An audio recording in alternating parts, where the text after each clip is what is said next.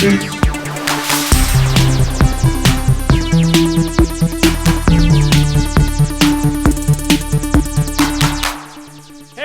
to GameFace, episode 176 on Sifted Games at sifted.net. I'm Shane Satterfield. I'm Matt Kyle. And we are here to bring you the biggest and the best in video games for the week. Not a great week for video games. No, I mean, it's August. What do you want?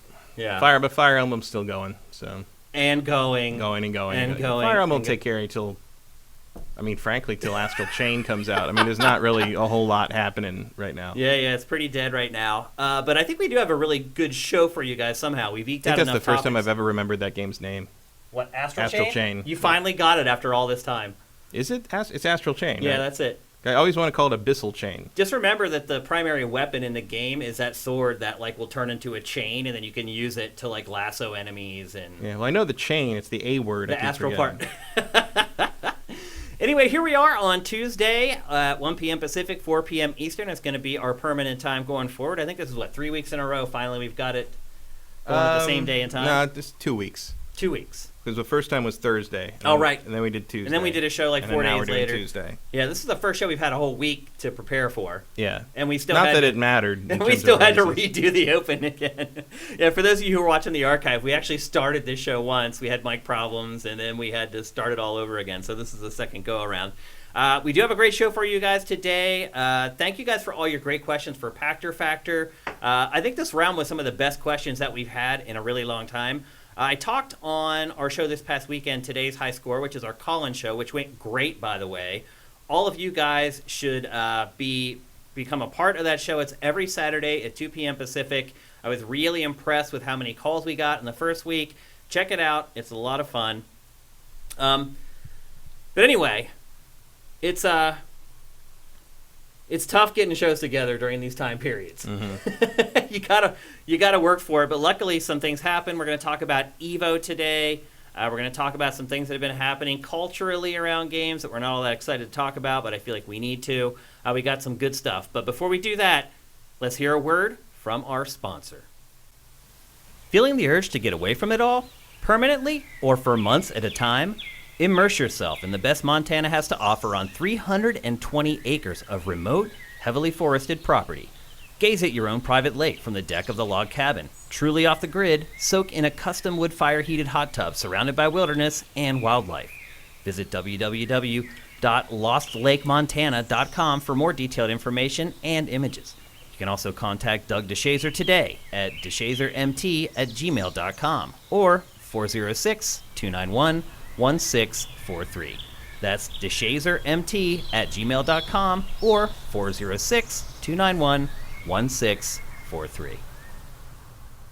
Big thanks to DeShazer Ryan Realty for sponsoring the show. It was a huge help in us getting the studio set up and everything. They were also very patient waiting for us to get the studio all set up so that we could start running their promotions in the show. So I just want to thank them really a lot. You guys, if you're looking for property, hit them up. They also sell property all over the U.S. It's not just in Montana, so check them out. And with that, it's time to kick off the show proper. We're going to start things with probably the biggest story or the biggest reveal of the week, and that is Call of Duty Modern Warfare Multiplayer. They had an event here on August 1st in L.A. I was invited to the event. Unfortunately, I could not attend because I had a bunch of other stuff I had to do for the site. But the reports and the live stream that they shared pretty much gave up the ghost in so many different ways. So we have a ton of information to get through. Did you check out all that stuff, Matt? No, I didn't even know that happened. Really? You must have been all sifted for a couple days. Yeah, I was. Yeah. There's a lot going on in the second half of the week. Yeah, well, they did a huge blowout here in L.A., and they did a live stream that ended up lasting 4 hours to blow the game out. And subsequently, tons and tons of coverage came out afterwards. As you all know, the only thing I saw was that kill streaks are coming back. Yes, kill streaks are replacing score streaks. So I'm not a fan of this change, by the way. Mm-hmm. Do you remember why score streaks replaced kill streaks? If I remember right, the idea was that it only rewarded one kind of play, basically. If you were, all it rewarded was killing over, in repetition, and it discouraged the idea of playing as a support role or like doing other things, or like, you know, basically there was only one way to succeed. Yep, that's accurate, and that is why. So when they started using score streaks, basically how it works, kill streaks where you get 5 kills, you get this crazy awesome thing that you can use. Score streaks basically just took the score that you earned and set certain limits that you needed to hit to get those same awesome attacks or whatever.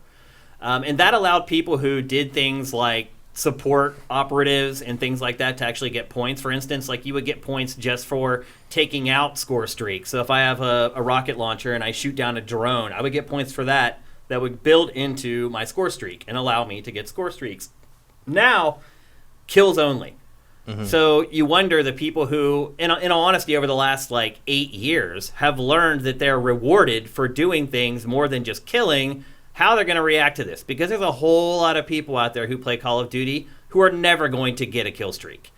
I know personally, I get way more score streaks than I ever got kill streaks. I remember back when I was at GT, I never had a 15 kill streak where I could use the best kill streaks. I think the only time I ever got any 15 kill streaks was in the review events.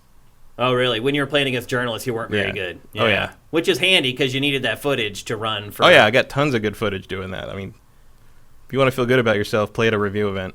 Yeah, that's true. And then you go out into the wild and you play against the 5-year-olds. Yeah, like even the day before the game comes, I'm like, how are you this good? You've never played this before. I've been playing for 3 weeks. Yeah, and so I'm not a fan of this change because it's going to change the game for me. It's going to take probably the most exciting part of Call of Duty out of the game for a lot of players. I mean, there's a reason they changed to this and kept it that way for a long time. It's because it's a better system. It was an evolution of the kill streak.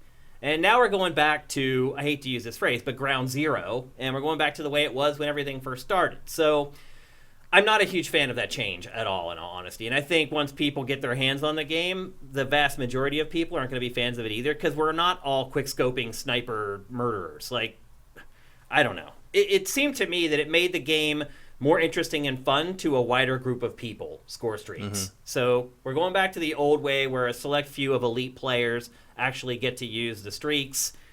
Not a fan.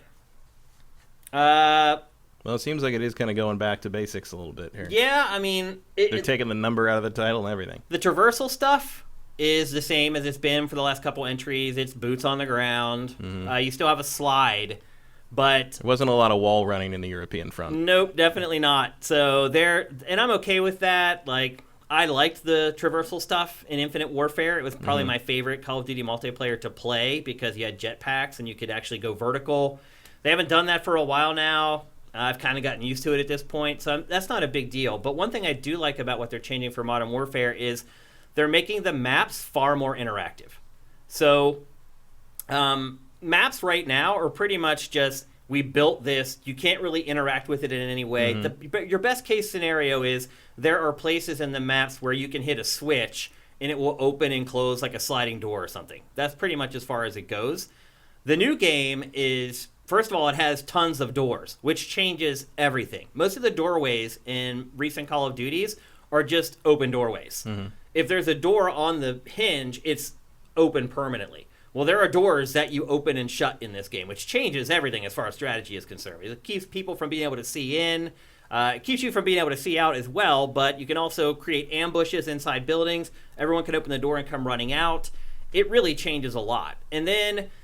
they've instituted another new feature where you can basically lock your gun onto objects and use it as like a tripod. So you can lock your gun onto a door jamb, onto a wall, and you have a lot less recoil when you fire the gun. You can also use that as kind of a peek around option when you're playing multiplayer, so you don't have to like risk yourself, because currently there's nothing like that in Call of Duty. So if you want to look, you got to go out there. Your whole body has to go out and you get killed. So I think that's a great change. They said that there's going to be a bunch of hidden areas on the maps that will take people a while to figure out how to get into them. You'll have to climb up ladders and the side of buildings to get to some areas.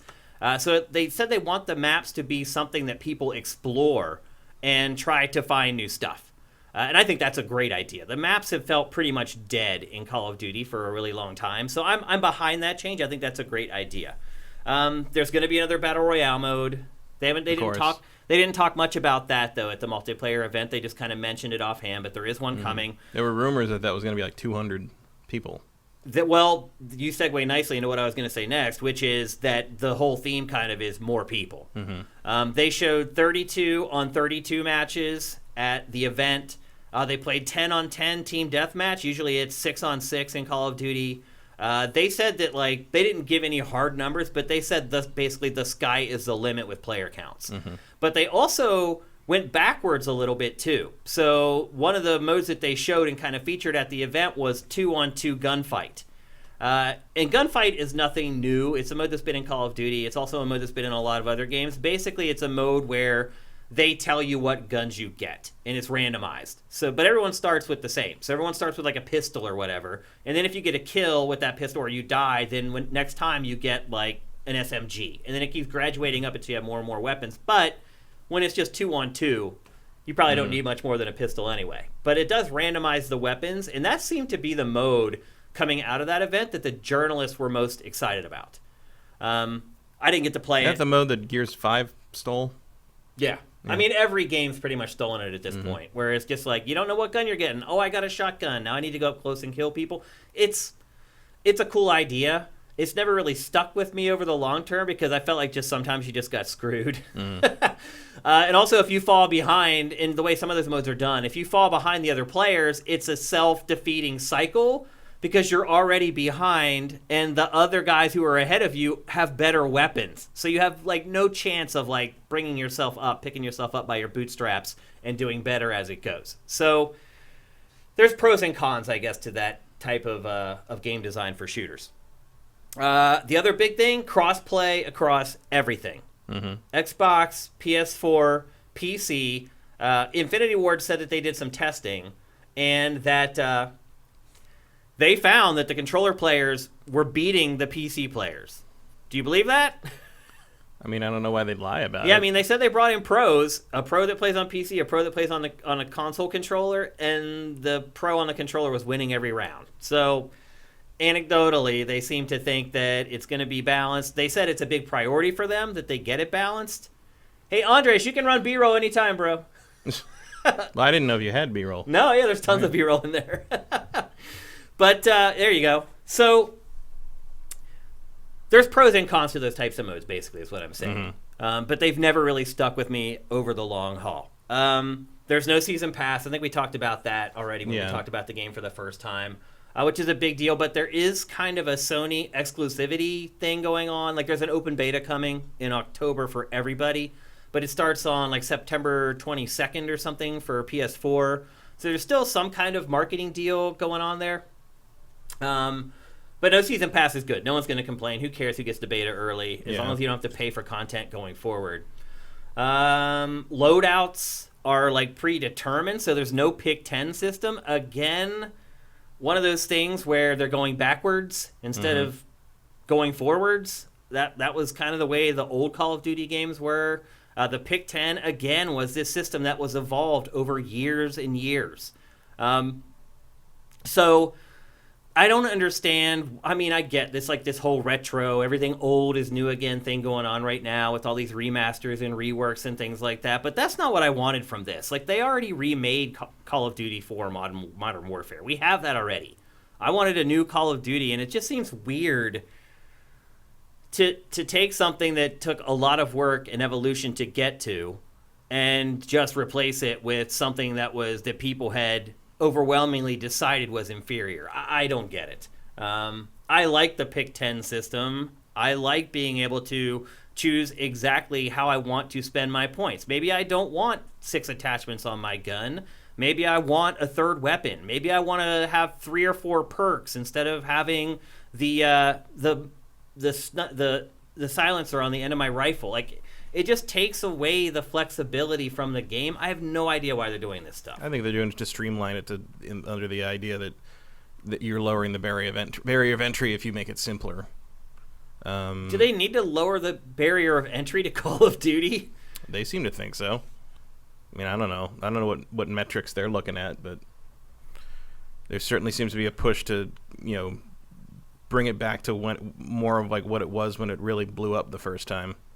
and in the wake of things like Ghosts and Infinite Warfare, I can also see how because those are Infinity Ward, and I can see how Infinity Ward might be like, all right, why don't we just go back to the stuff we know works. That's what I was going to say, is maybe the problem is Infinity Ward is looking at its data instead of the data for the franchise as a whole, because Infinity Ward's last few games have arguably been kind of the worst Call of Duty releases. Like, I liked the campaign in Infinite Warfare and the multiplayer, but most people didn't. And they haven't sold as well. Ghost, for most people, is one of the worst Call of Duties ever. And so I hope that Infinity Ward isn't looking at the data for its games and saying, hey, people stopped playing this because of... No, they played it because they didn't think your game was as good as Treyarch's or Sledgehammer's. I wouldn't think that they would be that silly to do something like that, but who knows? I don't know. I mean, Infinity Ward is obviously not the same company that made Modern Warfare and Modern Warfare 2. They're, you know, the people who made those games went and formed Respawn. So I don't really know who's over there anymore. But I have not... Well, they just brought back a guy to work on this that worked on the original. He was gone for like 9 years or something like that, and they just brought him back in from... He had been working at some other studio or something for the last almost decade. And I guess if your goal is to go back, maybe it's good to bring the guy back that was working on those old games. Maybe. I just don't understand it. There was another mode that had revives. Something that's just not in Call of Duty. You don't revive your teammates in Call of Duty. It's just not how it works. There's one mode so far that has it. They haven't said if other modes are going to have it, but they showed one that did have it. Now, that's not the case in the traditional modes like Capture the Flag and Domination and Team Deathmatch. That's just for this special mode. So you're not reviving people when you're going to play your old standby in this game. But having revives at all in Call of Duty is a big deal. Most of the reports from the event said that the revives take too long and therefore were pretty useless because otherwise it's still a Call of Duty. Yeah, it seems like one of the reasons there's no revives in the game, I would think, is because Call of Duty moves so fast. Oh, it's like lightning fast. So, like, if you're... Like, in the time it takes you to kind of stand in one place, and, I mean, Battlefield has that problem a little bit, too, but Battlefield's so large in scope that you don't really notice... Like, you can't notice every single person who's trying to revive a teammate. So, you have the time to kind of bring someone back as a medic, whereas in Call of Duty, the maps are so small and so constant, and, like, the circulation of opponents is so constant that, like...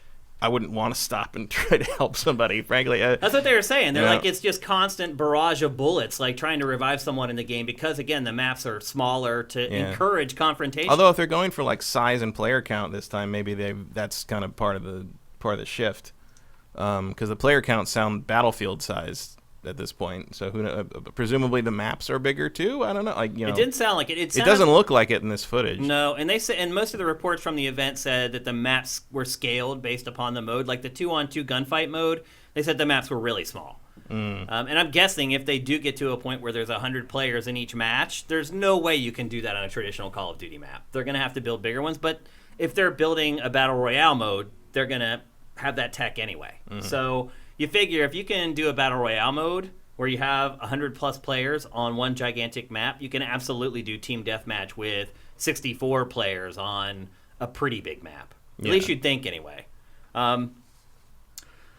What else? Gunsmith has kind of replaced loadouts. It was kind of stolen from Rainbow Six. Actually, all Ubisoft shooters pretty much have Gunsmith at this point.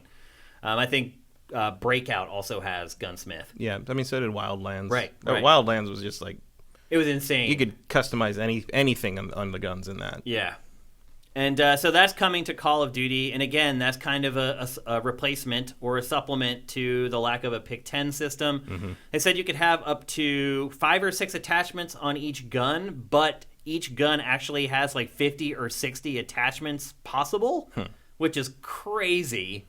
I'm guessing they're going to give you better versions of the same, like 5 or 6 things we've been getting all this time. Yeah, I would guess there'd be several ranks of the same type of add-ons. Yeah. And honestly, one of the biggest changes that I heard about from this event is there's no radar. Radar is a streak now. so you can only see radar when someone has the radar streak. I like that. Do you like that? Yeah, I've always kind of been annoyed by radar. We used to, when I was back when multiplayer was like server driven, like with things like we would always play with radar off, just because it's like, why, like, what does that represent? You know, in a scenario of a gunfight, like no one has that. You know, the radar is, you know, more like something you should use in like Metal Gear Solid to, like, you know, when it was all top down and there was no other way to tell which direction somebody was facing, like from off screen. But like in a game like this, like radar makes it so you're just looking at dots. No, you're right. But that's what I was gonna say is that people who are really good at this game are gonna hate it, because people who are really good, and even when I play Call of Duty, I'm always looking at the radar. Mm-hmm. Always, my eyes are darting from the radar to the screen, just constantly. Oh, same. But after a while, I start to tends to be one of the things that stops me from playing. I'm like, what am I doing? Like, why am I just like playing radar the game at this point? You know, yeah, it's so important though, knowing where enemies are. In fact, in Black Ops 4, one of the abilities that I use is the ability to see my teammates through walls. Mm-hmm. And I've never turned it off once I turned it on, because it tips you off to everything that's happening. If two guys are caught in a gunfight over on the right side of the map, you see it. If one guy's basically dueling somebody else on the left side of the map, you see it. And so it's very easy to react to the overall play that's happening on the map. So it's going to be a big change for me, and I'm not like pro quality Call of Duty player. These people that are really good, they're going to have to completely adjust how they play the game, and maybe that's a good thing. I mean, I'm honestly undecided on that feature change yet as to whether I'm going to like it or not. It's hard. I think it's hard to know until it's put into practice. I know one thing: if you don't have a radar, there's going to be a lot more surprise moments where you come around a corner and you're like, "Oh my God, there's 5 dudes." Yeah, I mean, I feel like that works. Even, I mean, I see radar there. That must be the kill streak up. Yeah. I mean, that makes a lot of sense also in conjunction with like having the closed door aspect. Yep, that's true. Yeah, I guess you're right. Yeah, I guess you're trying to essentially augment that other change to make it easier to kind of go down. But I don't know. I'm kind of torn on this multiplayer. I mean, 2 huge components of this, again, that evolved over years and years of iteration to a point where I think most people thought they were perfect, have rolled back the clock by about a decade to go back to the way it was. Does it have any effect on you as someone who doesn't really play Call of Duty? No. Does it make you more apt to play it, or no? Like, this is, I mean, Call of Duty multiplayer is just like, do I want to like get killed repeatedly for as long as I can stand it?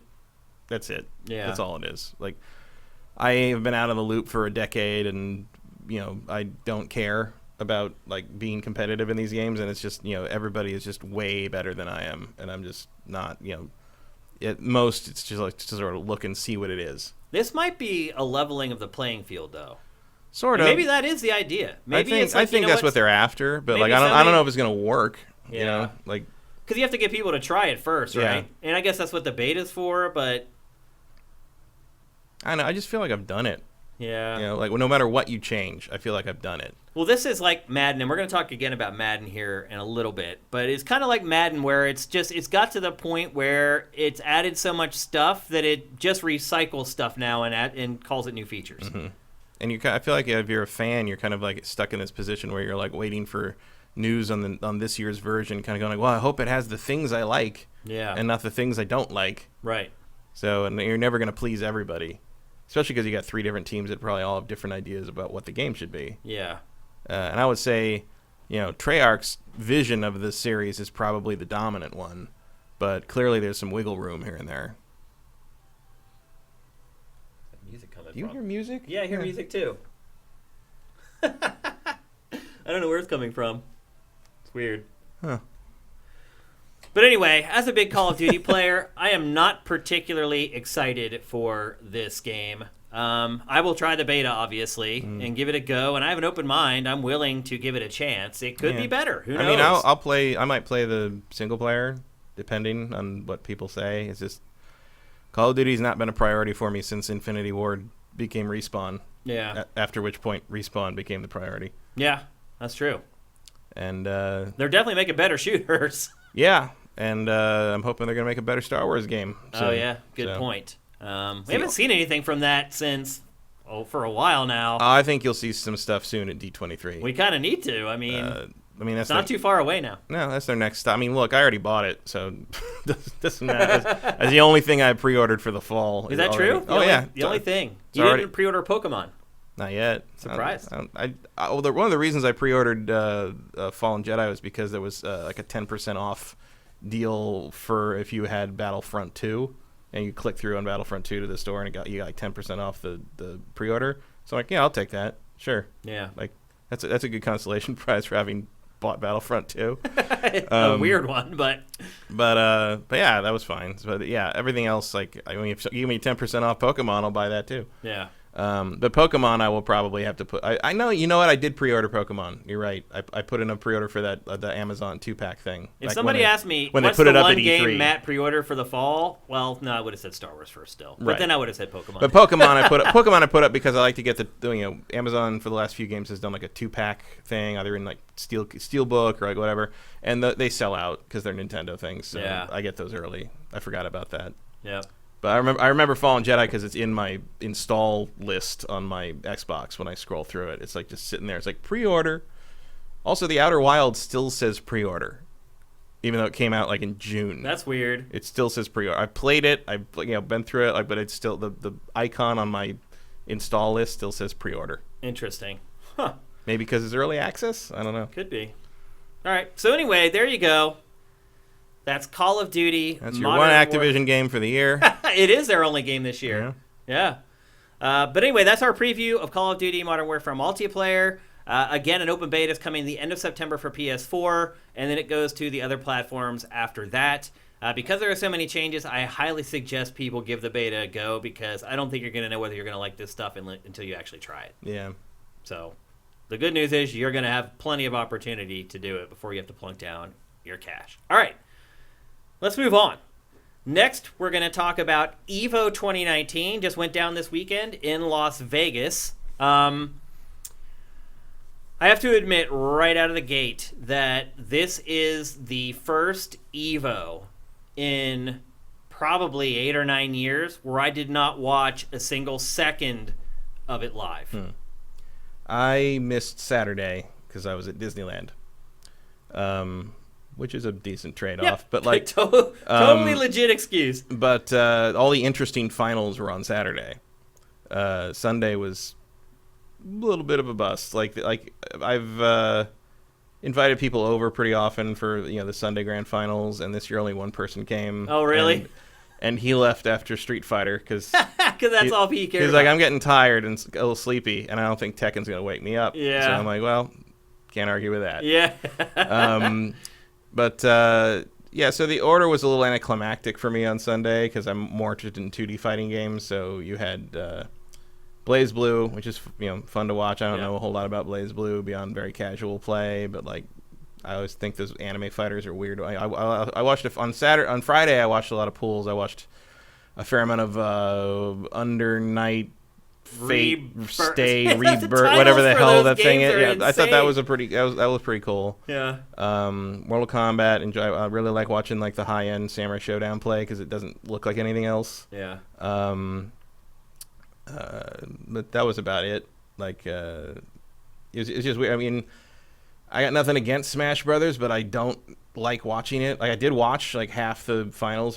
I watched the Tekken finals, and they were Tekken 7's a lot more fun to watch than any other Tekken ever has been. It that's is, for sure. yeah. It's a good esport game. And like you can see, I think, especially with the way that the current scene is going, you can really see how the movement is key, almost more than being able to do the combos. Like the split second ducks of the various and they do it every time, so they know what they're doing, and it's just like the split second timing is crazy. And there's some really good matches in the Tekken 7 final. Smash Brothers, I just think it goes forever, and I can only watch Wario fight a Pokemon for so long. I mean, it's like 40 minutes. And then Joker, you mean? Well, I watched the one I gave up on was Pokemon. It was the Pokemon trainer versus Wario. Oh, okay. And it just went on. Was that like the semifinal or something? It was the semifinal or something. Yeah, it just went on and on and on and on. So I only watched replays of all the grand finals. I didn't watch anything live. You watched the run up? Nope. I just went to their Twitch channel and just started watching highlights. And Mm-hmm. I did watch the entirety of the Smash Brothers Grand Final. And I agree with you 1,000%. The matches go way too long, and it just feels like the same thing is happening over and over and over again. Yeah. Well, because it's not that. I mean, that game is all execution. Yeah, and So I will say this, man. Those guys it's not. are There's so no variety. It's not like watching good. Tekken. Every character has like 60 moves. Right. And these guys just like have to know when to use almost all of them and have to be ready for almost all of them from other characters. Smash Brothers is like you basically got three or four basic setups and probably one main thing you're trying to do every time, and it just happens over and over and over, and it becomes, because it's so fast paced and so movement oriented, like it just becomes like, Wario's going to throw that motorcycle out again, and he's going to turn into Ivysaur and try to juggle him, and then his percentage got a certain level, and he's going to turn into Charizard, and now Wario's going to try to do the fart move at him because that's going to be an instant kill, and it was just the same thing over and over. It's like either have it be 3 stock and 2 out of 3, or have it be lower stock and 3 out of 5, but it's just too long. I mean, at least it was at the end, so like you weren't missing anything else. That place was in. So I know did it set records for viewership for Smash? I think so, yeah. And I think it set records for everything viewership. It was in the 200,000s during Tekken, which I remember when they broke 100,000 for the first time when I was at covering it at EVO that time, and everybody was amazed that would ever even happen. Now it's like it was like 264 concurrent at one point. Yeah, it was up there, and I think Smash Brothers had the most viewers in the end. I mean, it was last on a Sunday night. It was last, and everyone had finished doing what they were going to do on Sunday. And a lot of people do like Smash. It's just there's not a whole lot of crossover, like I think, between people who are super into Smash and super into other fighting games. Well, they showed some crowd shots during the Smash Grand Finals, and the crowd was like empty. There were people everywhere in the arena, but when they actually started walking through the seats, it was like empty. Well, I mean, maybe the people who were there to see it in person weren't quite as enthused as the online audience was. Yeah, I think the online audience is obviously much bigger. Yeah. Also because Smash Brothers is more of an indoor thing. Like there's the divide between the FGC and the Smash Brothers side tends to be because they're just from different worlds. Like Smash Brothers came from home video games. Almost all the rest of it came from arcades, which is a different social stratification and a different experience. So I think there's some cultural clash there. But I think both it's accepted. Like Smash is part of that community now, more or less, and it got the finale, the grand finale of the grand finals day. It was a great match, which though. Nintendo apparently went for. I mean, Nintendo's had a huge turnaround in terms of supporting it. Yeah, just the fact that it does support it. Yeah, I mean that alone. But like they're doing it in earnest now, and like they're holding their own stuff and really kind of making an effort, and that's good to see. Especially because I imagine Ultimate has to last a while. Now, I will say this. That Smash Grand Final was compelling. It dragged on for a really long time, but you had the up-and-coming challenger basically take like the world's best player to the brink, and then he just choked. I mean, he just choked and lost every match after that and lost. Yeah, well, I mean, it's hard to keep. It had to be heartbreaking. It's hard to keep that level of concentration that long. That's the other thing is the matches are long for them too. Yeah, absolutely. Which maybe adds a little something to it that other fighting games I mean, there's don't definitely have. a stamina element to it for the actual competitors. And I mean, in that case, Leo, I mean, he got better as that grand final went on, whereas the other guy just kind of kept shirking. I mean, by the end, there was no doubt that Leo was going to come back. Well, and experience, if it goes on long enough in almost any fighting game, experience is usually going to win. Yeah. I mean, as Alex Valle says, round 1 is data. Yeah. Like he's like, don't ever care if someone loses the first round, because all that means is if they're doing it right, all that means is they learned something. Right. They're trying to figure out the opponent. So yeah, I mean that's definitely, and you saw that back and forth in a lot of those. But there's sometimes you get those matches with Smash where they figured each other out, and they're just at a stalemate. Yeah, I mean that was kind of like the middle part of that. Like before, what's the up and comer's name again? I can't remember his name. I don't remember. I feel bad. I don't follow anyone. He played amazingly well. I mean, he had the advantage going into the grand finals. He had to lose twice, and he did. That happens a lot more often than you might. I mean, it's a little surprising to me that Bonchan won at Street Fighter winners, because like they usually, the losers usually go the distance, even though they've had to play a lot more matches. But that grand final, the Street Fighter grand final, was bad. It was. Yeah, I mean, It wasn't close. It was like he got crushed. Yeah, like I mean, he got downloaded basically. Yeah. And Bonchen wasn't even using Saget, so like it was like he was using his main. He's using Karen as the counterpoint, and it worked. Yeah, I mean, it did. But it wasn't like one of the big nail biter dramatic finals. But yeah, I like Bonchen, so I'm glad. Yeah. I'm glad he's won. always up there. He's Yeah. a worthy champion. I mean, he's always in like the final bracket, and he's always got a chance to win it. Oh yeah, for sure. But I didn't get to see any of the Saturday stuff, so I didn't see who won any of that. I saw Goichi break down in tears after he won the one. I don't even remember. Was that Mortal Kombat? Yeah, I think it was. Yeah, I think he won MK. I'm kind of excited for Haomaru in Soul Calibur. Oh yeah, the Samurai Showdown crossover with them is pretty cool. Yep. And then I'm not super clear on the details, but I guess EVO got in trouble with Konami and David Hayter for using Solid Snake in something during the Tekken final because people thought made people think announced. that Solid Snake was going to be in Tekken. Yeah, which he is not. Nope. And they got roasted a little bit for that. At the Street Fighter final, they put up the wrong name for the world champion on the stage, which was doubly weird because it was Infectious, who wasn't in the grand final. Right. Yeah. So I mean, I guess maybe you make graphics for the winner for all the top the top 4 just in case whoever gets in. You have them there. Yeah. But like clearly someone clicked the wrong file. Overall, though, I would say the production was the best it's ever been this year. It was okay. I mean, I there was a lot of weird, what I can only assume were TriCaster issues, like where the stream would get staticky, like jumpy and staticky, and I'm like, oh, I must have to restart. And then I look online, and everyone's like, what's wrong with the stream? Like, and they lost the graphics once in a while. They'd have during the break, they'd have to kind of reboot it or whatever. I mean, it's better than the old days where if something like that happened, you had to take it all down and bring it back all the way back up. And just the constant commercial breaks are maddening. Yeah. Like, I understand that that's how it works, but like, first off, I mean, they still do soccer matches without TV commercials. So first off, the fact that like you can hear what's stuff going on in the venue between the commercials they run, is weird, is annoying to me because I'm like, what am I missing? Yeah. Maybe I'd rather hear the commercial. Maybe I'd rather hear the commentators. Some of the commentators are really good. The ASMR cup noodles ads were disturbing to me. Like I that was just bizarre. Yeah. Like I don't even know what to think of that. Like, okay, what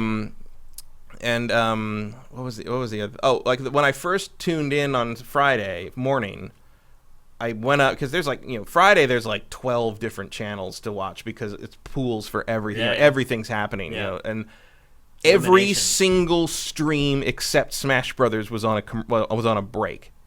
Yeah, I mean, and I'm they like, do that in radio and TV. Right, but you got to stagger that stuff somehow. I mean, if these channels take a break at the hour, have these channels take a break at the half hour or something. Like, you can't, like, have all your content go to nothing once an hour. Like, that's very weird. It is weird. But when I was talking about the production was better, I thought the stage looked better. I thought the shots that they chose was better. Yeah. I thought the lighting for the competitors was better. Yeah, I mean, they're definitely learning how to use the, whoa. What am I? Somehow you're listening to one of my house mixes. I don't know how that's possible. Go away. I think I pulled up an archive of one of our videos. What was I talking about? We were talking about the production values. Yeah, they're definitely learning how to use the Mandalay Bay stage better and more.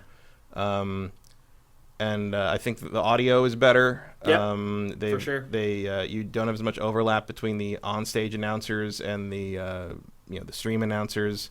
And the one thing I do think they need, I'm not sure. Like, now that you said that about the crowd, I'm like, I kept thinking like, God, you got to mic the crowd. There's no reaction to anything. But now I'm wondering maybe just nobody was reacting. Yeah, I mean, they were showing like a walkthrough shot on a handheld camera during the grand finals of Smash, and it was on the floor. And literally, there would be like 3 people in a row, 2 people in a row, 5 people in a row. And these rows were like 20 seats wide. But a lot of it could just be burnout. I mean, if you've been there all weekend, like, I started thinking about this. Some of it, but I mean, there was a time when that entire grand finals day was must-see TV, basically. Yeah. I mean, maybe you took a dinner break during Tekken, but like, otherwise you were there the whole time. And I just feel like, not that the games are bad, but like the audiences are so different that you don't have people that want to stay the whole time to see everything. They just want to see the game they care about. Yeah. Like, it's become more splintered. Like, there was a time when it was a little more general, and now I think you've got Smash is one thing, and then Tekken's a different thing, different audience from Street Fighter to some degree. And then, like, you got people that refuse to watch Mortal Kombat. There are people that don't want to watch the anime fighters, because the anime fighters do get pretty repetitive. Yeah. In the sense that a lot of those characters, you're working towards kind of that one best combo, and it's just sort of constantly trying to get them into. I mean, that's what fighting games are. It is. Yeah. I mean, that's the meta of fighting games. But some of them like make that meta more interesting. Some of them have a more interesting neutral game than others, and Street Fighter tends to be one of the most interesting. Yep. Tekken has gotten much better. I think the neutral in 7 is more interesting to watch, not necessarily more complex or better to play, but it's more interesting to watch now. Street Fighter's posturing and positioning is something that interests me. Mm-hmm. But most other fighting games, not so much. Like, watching two competitors in Street Fighter just do the thing where they're just like trying to get that perfect distance away. Doing the footsies. That's interesting. Watching that, to me, it's like, whoa. Like, and you're seeing how quickly they can react. Mm-hmm. But in other fighting games, it's not as prevalent or as interesting for some reason. Mm-hmm. It can be. I mean, like Samurai Shodown, I think is interesting because that neutral is so much a part of the game. It's just constantly trying to find that opening, and like even when you find the opening, the combos are not tremendous, minus like Genshiro and a couple of those characters that can combo pretty heavy. But like, it's more about kind of like trying to outthink the other player rather than like getting the opening and doing the combo. It's because like the one combo will do a lot of damage, but it's not going to like win you the game. Yeah. Like, you got to keep finding your way through. So I thought that was interesting, but I only got to watch a little bit of pools on Friday. I didn't watch the finals. It was just sort of it felt dispersed. It felt there wasn't a lot of news coming out of the show either. The only thing, and we showed you the trailer a minute ago, the Tekken Season 3 DLC stuff. Yeah, and there's the big announcement I think was the new Guilty Gear. Yeah. Which looks really cool. I mean, visually that trailer looked really cool. Obviously, we're not going to see specifics until later because it's not till next year. But it's it's nice to know that Guilty Gear's coming. I was pleased to see that Soul Calibur is getting another season. I didn't think that was necessarily going to happen. I don't know if I'll subscribe to it, but like I'm glad it's happening. And new King of Fighters in development. That's cool. New free character for Samurai Shodown in September. That's right. There's some decent stuff. I mean, the announcements were blown by Steam for Capcom, but two solid characters and one character I've never heard of, Leona or whatever. Like the cop from Fatal Fury, or not Fatal Fury, Final Fight. Yeah, really plumbing the no depths idea who of that the IP there. But all right, sure. Yeah. But E Honda, I didn't even really think of until they did the opening. They go through the select screen of 2, and I'm like, oh yeah, E Honda's the only original Street Fighter 2 character not in that game. How long it took for him to come to the game? I mean, he's popular too. Like he's popular. He's not like Dalsim. Like Dalsim to me was always like the least popular character. Dalsim's gained a lot of popularity. He has, yeah. But E Honda, you play in the arcades. People played as him all the time, and part of it. He was a god. Yeah. I mean, it's very easy to play as him and be effective. I don't know if he will be in the new game. I mean, I don't know, but all I know is that last time I was at a barcade and I was playing Super Turbo, I was winning, and finally the guy switched to E Honda, and I just couldn't beat him anymore. Because he probably just stood there and kept doing the. He's very. There was that, but he's also very good with the anti-air fierce and the time, chop, the timing on the torpedoes. The headbutts. Oh yeah.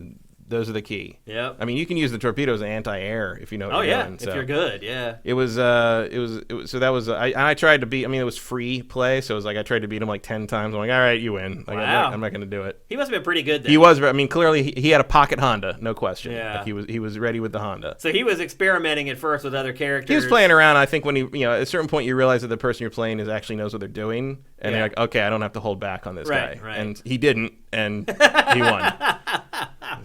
So what would you like to see change? First of all, do you think they're going to stick with Smash Brothers as a marquee game for next year? I mean, after the metrics, how can they not? I don't see what else could supplant it. You know, like, I mean, like a new Street Fighter would only be the only thing that could really do that, and I don't think we're getting another Street Fighter for another 2 years or more. I mean, that Street Fighter is clearly going to be on the next gen systems. So yeah, I don't see anything that could dethrone. I mean, again, the order on Grand Finals is, from what I understand, actually mostly determined by sponsorship. So it depends if, if Nintendo wants it to be there. The cash. Interesting. I didn't know that. I mean, that's what I've heard. Like, I don't know for sure. That's discouraging to hear. I think that's pretty common. Yeah, I guess. It would also explain why like something as new as like Mortal Kombat wasn't on Sunday, right. because Warner Brothers isn't willing to cough up the cash for that, because they know there's a ceiling to that game. Yep. But like, you know, so if Nintendo wants to continue jumping in on that, sure. Which it probably will. Yeah. Or if Capcom wants to dominate again, because they'll finally have some. I mean, Street Fighter V's been in basically a content like drought since the beginning of the year. Like, yep. The shakeups with Ono moving up and everything have really changed how they've been the lack of support on that game has been tangible for most of 2019. Now they got, you know, new characters, and there's supposed to be a new announcement coming later in the fall, and there's a new season next year. So hopefully there will be, hopefully the game will be a little bit revitalized by the time of EVO next year. But we'll see. EVO next year, we'll probably get a look at Street Fighter 6, don't you think? It's possible. I think it depends. I mean, presumably, you know, you'll have seen the new systems by then, because it's after E3. Yep. So it's not impossible. I mean, I could see them saying, like, you know, Street Fighter 6 is coming at E3, and then show some stuff at EVO a month and a half later. But who can say? I mean, yeah, that game might be even further out than we think. You'd think they'd be pretty ready to move on from Street Fighter 5 at this point. Because it hasn't done great. Yeah, it just hasn't been what they hoped it would be. And it's, you know, I mean, I like it. I think it's a good Street Fighter, but like the business model is infuriating sometimes, where it's just like, I just give me the game. Like, and the prices on things are a little, I mean, $5.99 for a costume? Yeah, like, really? That's insane. Like, you better really like that costume. Yeah, for sure. And so yeah, I mean, I think Smash Brothers is basically going to be king of the hill for this foreseeable next couple of years. Yeah. I don't see any game in the pipeline that could dethrone it. Maybe Dragon Ball Fighters could have, but that was a Saturday game, right? That was a Saturday game. Yeah. That was what Goichi broke That's down it. over. Yep. Yeah. Yeah. Maybe Dragon Ball Fighters could have been like a contender, but like Bandai Namco dropped the ball. Well, Bandai Namco didn't drop the ball. The company that owns the Dragon Ball license did. Oh, really? They kept. What's the name of that company? I can't remember. It's not Like Tatsunoko. a Maze or something like that. Yeah, it's whatever. It's the owners of the actual license, The and IP. they continually wanted basically royalty fees to be paid anytime it was used in a tournament. Oh God. And like a lot of tournaments had to pull the game from the roster, from the rotation, sometimes at the last minute, and like Bandai Namco just didn't have any pullover. You know, that wasn't a call. I guess it wasn't part of the contract that said, you know, because that was dumb. Yeah, well, I mean, it's not include esports. Well, it's not dumb, because like you can't dictate terms to the people who own Dragon Ball. Like, you can't dictate terms to Disney. Like, you know, like, and that's kind of, you know, Dragon Ball is almost that big in terms of, you know, worldwide fame and popularity. You know, we don't have that connection to it because we're too old. It didn't air until we were in our mid-20s here. Yeah. But around the rest of the world, and for the generation that grew up, you know, I have in nephews that time, that still watch it, and they're adults now. It's like scripture to them, basically. You know, and like, so yeah, I mean, I think there could have been the possibility for Dragon Ball Fighters to be that big, but the people in Dragon Ball just didn't let it be that way. Yeah. So one way or the other, that's kind of over.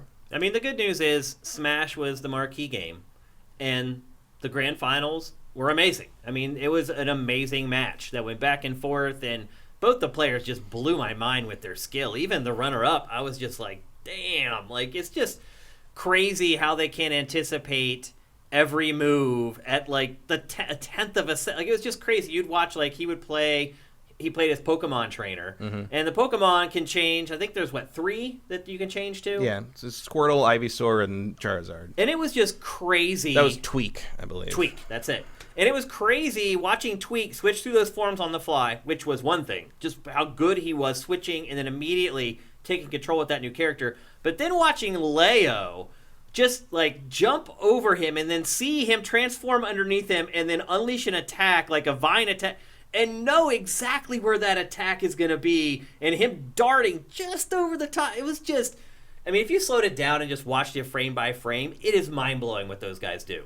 But ultimately, it does get very repetitive and it does drag. So I guess there's pros and cons to Smash being the big game at EVO, but I think overall it did well, and I think it's going to come back. Yeah, I don't see anything that could be. I mean, again, you're probably looking at a money situation, but I also don't see any other company wanting to step up and make that investment any more than Nintendo does. Because Nintendo. I mean, I don't know. I mean, Nintendo's support might evaporate when they're no longer putting DLC out for the thing, but like, I feel like Ultimate is kind of intended to be the permanent platform for Smash Brothers. Like, even moving forward, next Nintendo system, you'd get like Ultimate V2 or something. Yeah. Ultra Ultimate. I don't know. So it's in their best interest to continue keeping the scene alive, I would say. I was also surprised how good Leo was with a character that was just released. Well, Joker is very good. Joker is no joke. I'm sure, but still, I mean, he's only been out for a month and a half, something like that. 2 months. But I mean, these guys have seen. And then he's playing these the guys grand finals at EVO with him. Like, it's nuts. Learning the new character isn't nearly as difficult as knowing the other characters. So, that's a good point. I think it's more about how often he'd played against Pokemon Trainer and maybe Tweak specifically. Yeah. Than but a month and a half is plenty of time for someone that dedicated to learn that character. That's crazy. So, not for me. Yeah, it's not of interest to me. Like, it's like I find it's sad to me where, like, the old days, like Sunday of EVO was one of my favorite days of the year, just because it was a whole day of stuff to watch that I really enjoyed and cared about. For me, I could go out and do the stuff I needed to do on a typical Sunday, and then come back, and then I could catch live the games I really cared about. And because Street Fighter was earlier in the day this year, it didn't work out that way. And then when I got home, I'm like, oh, it's Smash. I'll just watch the highlights, which I did. But I mean, times change, and golden ages don't last forever. And for someone who cares about Smash, this is the golden age. It is, absolutely. So, great job, EVO. I thought overall. I mean, I'd still rather watch that than almost any other kind of esport. Oh, yeah. So. Oh, yeah. It's not even close. To me, fighting games are the best esport by several magnitudes. It's not even close. And I think if you could talk to casual people, it's even more so. Because they watch something like Fortnite or League of Legends, and they have no idea what's going on. Dota, they're just like, what is this? But fighting, you can always get it. There's a health bar, there's a health bar. Whoever's is empty first loses. Everybody can understand that. It's very simple. And although that's not how Smash Brothers works. I was about to say, and granted, there are some games that have twists on that or Smash. It's funny how often I run into people that don't understand how the Smash percentage thing works. Yeah. They're like, how can they still be alive after they're at 100% damage? I'm like, well, because it's not damage. It's just likelihood you're going to get smashed off the stage. Yeah. And that depends on a weight and the power of the attack. You got to deliver that smash. Yeah. Means that's what it's called. Smash Brothers. You're right, though. Most people don't get that. No. They're just like, wait, when you get to 175, are you dead? No, that's not how it works. You're just more likely to die. It's the chances you're going to die next time you get tagged, basically. Are very high, but you still have that chance. And that's something I kind of like about Smash, though. I think it would be faster if there were just life bars. So it would be way faster. I'm not that. I think it's a fun mechanic when I play it. It's not that fun to watch to me. Yeah, it does drag on. So there you go. That's EVO 2019. Congratulations to the organization. I thought it did an excellent job with the whole event again this year. Anecdotally online, the chatter seemed to be positive from people who were there. So come a long way from a bunch of dudes in the Sunnyvale Golfland arcade. They absolutely did. So, congrats, EVO 2019. We'll see you next year. All right, let's move on. We're going to talk next. And there was the announcement that the worst kept secret in games is finally out. Riot, Seth's company that was bought by Riot, is making a fighting game. And it's a League of Legends fighting game. Almost certainly, yeah. It's a good idea. Dude, League of Legends chess is like gigantic. Is it? Yeah. They launched it. For the first time in my life, I went to play League of Legends the other day, and I had to sit in a queue. Because people are piling into that chess variant of League of Legends. It's gigantic. Well, I did enjoy the blurb on SIFTD where it was like Riot finally attempts to earn the plural in their name. Yeah. I'm like, they're pretty much Riot game. Yeah, they are. Absolutely, but not for long. I know they have so many games they've developed internally that they never released. Yeah, I know. It's ridiculous. It is. Like, they have money to burn. They do. Like they have no reason to release something they are not 100% proud and confident in. Yeah, and they won't. Nope. But I would love to see Seth get a chance to put out that game. Yep. Put out a fighting game. Because, like, if you want me to ever learn who these League of Legends characters are, you need to put them in a fighting game. Yeah, and then I will learn them. I mean, think about the roster that they have already. Oh, the roster would be great. There's I mean, hundreds it's right of there. people. Yeah. I mean, their DLC will go forever.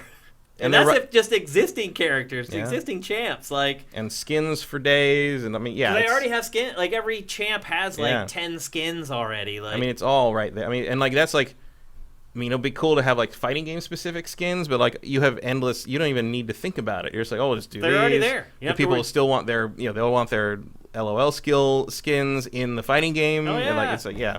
Also, think about the fact if what you've done in the base League of Legends game carries over into the fighting game. So if I've unlocked a skin for Teemo in the MOBA, when I buy it and I play as Teemo, do I have my skin there? Actually, I'll modify it. If that game comes out and Riot backs it, that could be the final match in Grand Finals next year. Probably not next year. Depends when they're coming out. Yeah.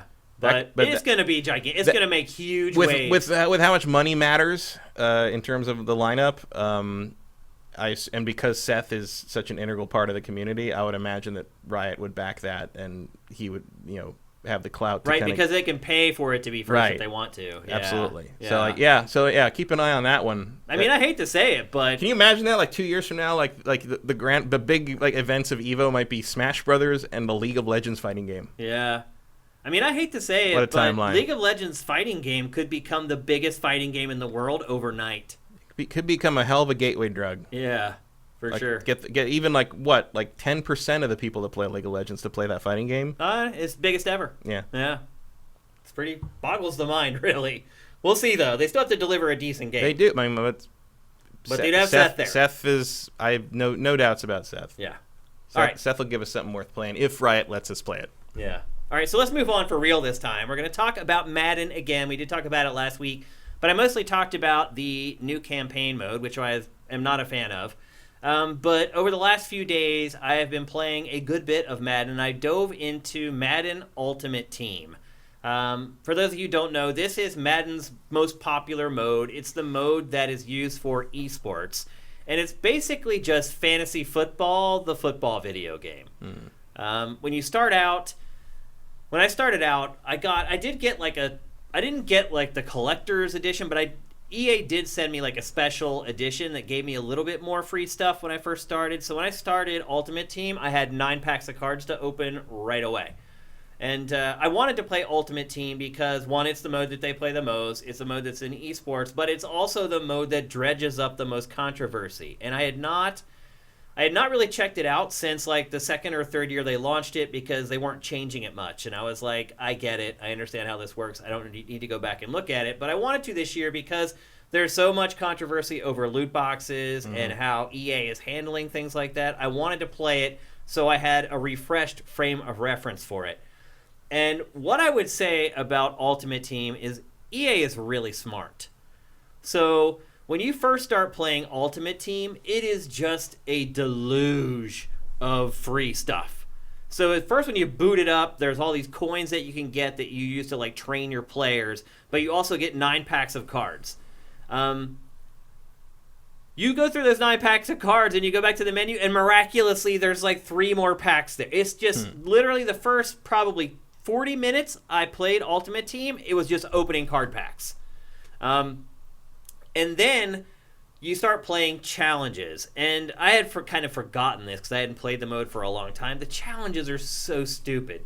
So you don't play full games. It's just like get 50 yards rushing in the first quarter and throw for a touchdown. Or get 100 yards passing and run for 2 touchdowns. And it's ridiculous because what you end up doing is you're like, okay, I need to run for touchdowns this time. So like I threw like a bomb to Juju Smith-Schuster. He catches it. He's streaking down the sideline for a touchdown. I'm like, oh, wait a minute. I have to run it in. So I run out of bounds at the 1 yard line so then I can run another play and run it in. And that's what you find yourself doing the whole time. So playing by yourself, the solo structure of it is absurd, but it also is the best and easiest way to actually make headway. If you play head-to-head against other teams, against other human players with their ultimate teams, you don't earn as many rewards. So the game encourages you to play through the single-player challenges, which is what I spent the bulk of my time on. So the challenges are dumb. They make you play in weird ways that aren't really true to NFL football. So actually working through that mode was kind of crappy. And the other thing that I noticed, too, is after a while, the card packs start drying up. Mm-hmm. And as the card packs start drying up, it becomes more prominent. They start pointing you to how you can buy the Madden points so that you can buy packs yourself. It's basically a Pokemon football game, but you can't really earn all the Pokemon cards by playing. I guess maybe you could, but the grind that I've already seen as far as how many coins they give you through play is really low. Most of the currency that you get for free by playing are the points that you use to upgrade your existing players. So you can upgrade them. Also, if your lineup, there's like synergies, just like Fire Emblem. Like if you have players that are on the same team or players that played for the same college, they'll get performance boosts. So there's some strategy involved in how you stack your starting lineup and how you stack your rosters. The menu systems are cumbersome and awkward and slow. Also, I don't know if have you noticed a problem with Fire Emblem with menus lagging? No. I have. I was just anecdotally just wondering if I've noticed like it chugs when certain things transition. Like sometimes when it zooms in for a hit or something in a battle. Most notably, there's often a weird little hitch or chug when it switches to the fishing minigame. Yeah. Which, considering how timing based that first hit is, that screwed me up a couple. I'm like, oh well, the frame. I mean, I don't know how you. Man, that system is so underpowered. It's just astounding. It's kind of a miracle what they're doing with it, to be honest. Yeah, I mean, it's pretty amazing what they're getting out of it. But like, just a tad more, just a little more juice in there would be good. But like Fire Emblem, you're living in the menus in Ultimate Team, and so you really need a good UI that lets you jump between stuff really quickly instead of going forward 3 levels and then having to back out 3 levels to get back. Like that's kind of how it operates. So, I guess what I would say after playing, and I've played a good bit, I've probably played 10 hours of Ultimate Team at this point. The most fun I had was playing against other Ultimate Teams online. But you get very little rewards, and the balance in it is all jacked up, like the matchmaking. It's like you get an overall rating for your team, and I think the game tries to get other players that are kind of close to that, but it doesn't do a really good job. And the other problem, too, is if one player if your opponent has a couple players that they've really leveled up, they stand out like a sore thumb. Like you can't block them, you can't tackle them. Also, an addendum to the X Factor stuff that I mentioned last week. Now that I've played with X Factors for a while longer, I hardly even notice them. Like they're almost impossible to notice. And for those of you who maybe didn't watch last week's show, the X Factors are kind of like the supers for players. You can't fire them off manually; they just happen organically through play. But you never notice them because players already have signature traits, each player. So Ben Roethlisberger, for instance, like his open receiver will always highlight first, which helps you. Like when you're searching the field for an open guy, there's an icon that'll pop up. And there are other quarterbacks that have that same attribute as Ben, but I've been playing with Ben. So he has this attribute where the open receiver will flash on the screen first, and that's very helpful. But that's been in the game forever. I really struggle to see the X Factor stuff at all. And the balancing in Ultimate Team I felt was kind of lacking. But I think overall that I've experienced most of this year's Madden, I would wholeheartedly not recommend buying this game. There is really very little that's been changed. Now that I've spent a lot of time with it, I'm pretty shocked at some of the review scores that have come out for this game. So many franchises get hammered so hard for just putting out the same game with a couple tweaks. And for whatever reason, Madden seemed to escape that this year. But this is basically the same game that we've had for the last 2 years. So I recommended this when I talked about it the first time, and I'm going to reiterate it here again. Go buy an old version of Madden and just update the rosters. Not that many players have moved from last season. You could probably get last year's game for like $10 or $15. The servers are still up. Online play is still there. Online franchise mode is still there. So I'm pretty surprised at the Metacritic for this game, having now spent a good chunk of time with it. But, some people are just going to buy Madden every year no matter what. And for those people, have at it. But for the people who kind of pick and choose the years to buy Madden, this is not the year to do it. So, and last year will probably be the last year of Generation 8. Or maybe not. They do carry Madden a little bit longer than some they'll probably franchises. still put it out for the next few years, but Yeah. It Nothing's going to won't be the change. flagship, yeah. Because they'll start shifting their focus over to the PS5 and Xbox One, and it'll be like the Switch versions of sports games are now, where the new version gets all the new features and the old version gets left behind. So I do not recommend buying this year's Madden.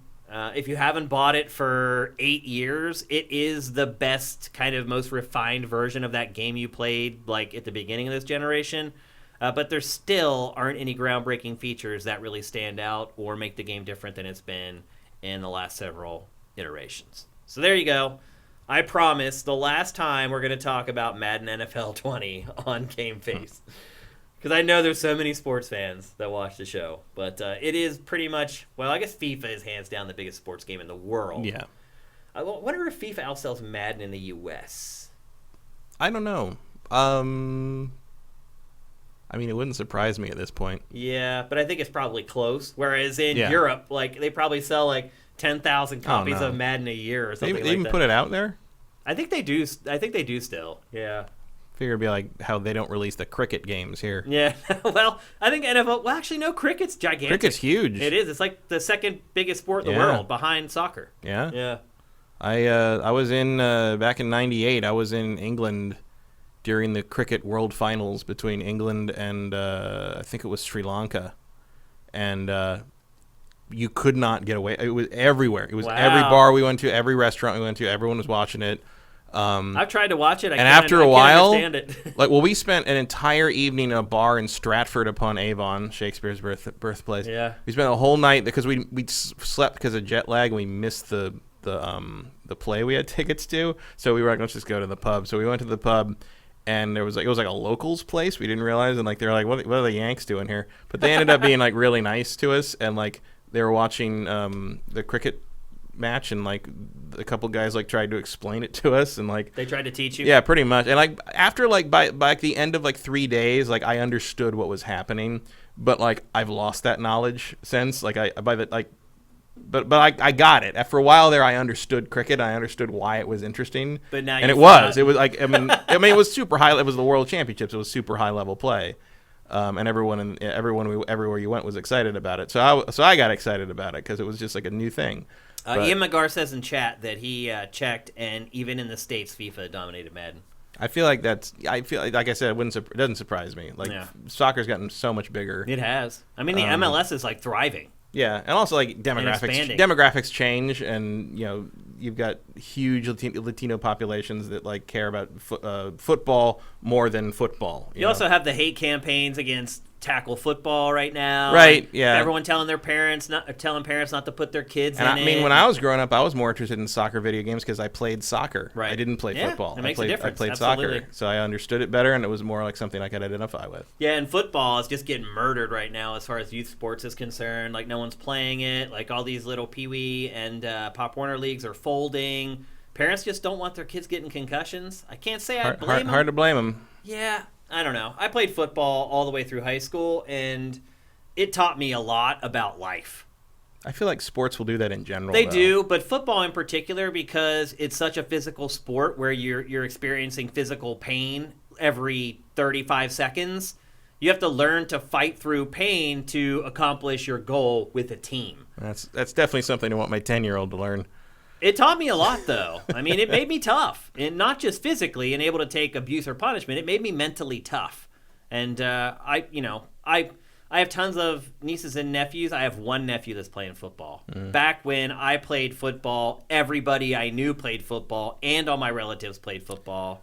I think there Been a are huge shift. I think there are other routes to mental toughness than ramming your head into another kid over and over again, though.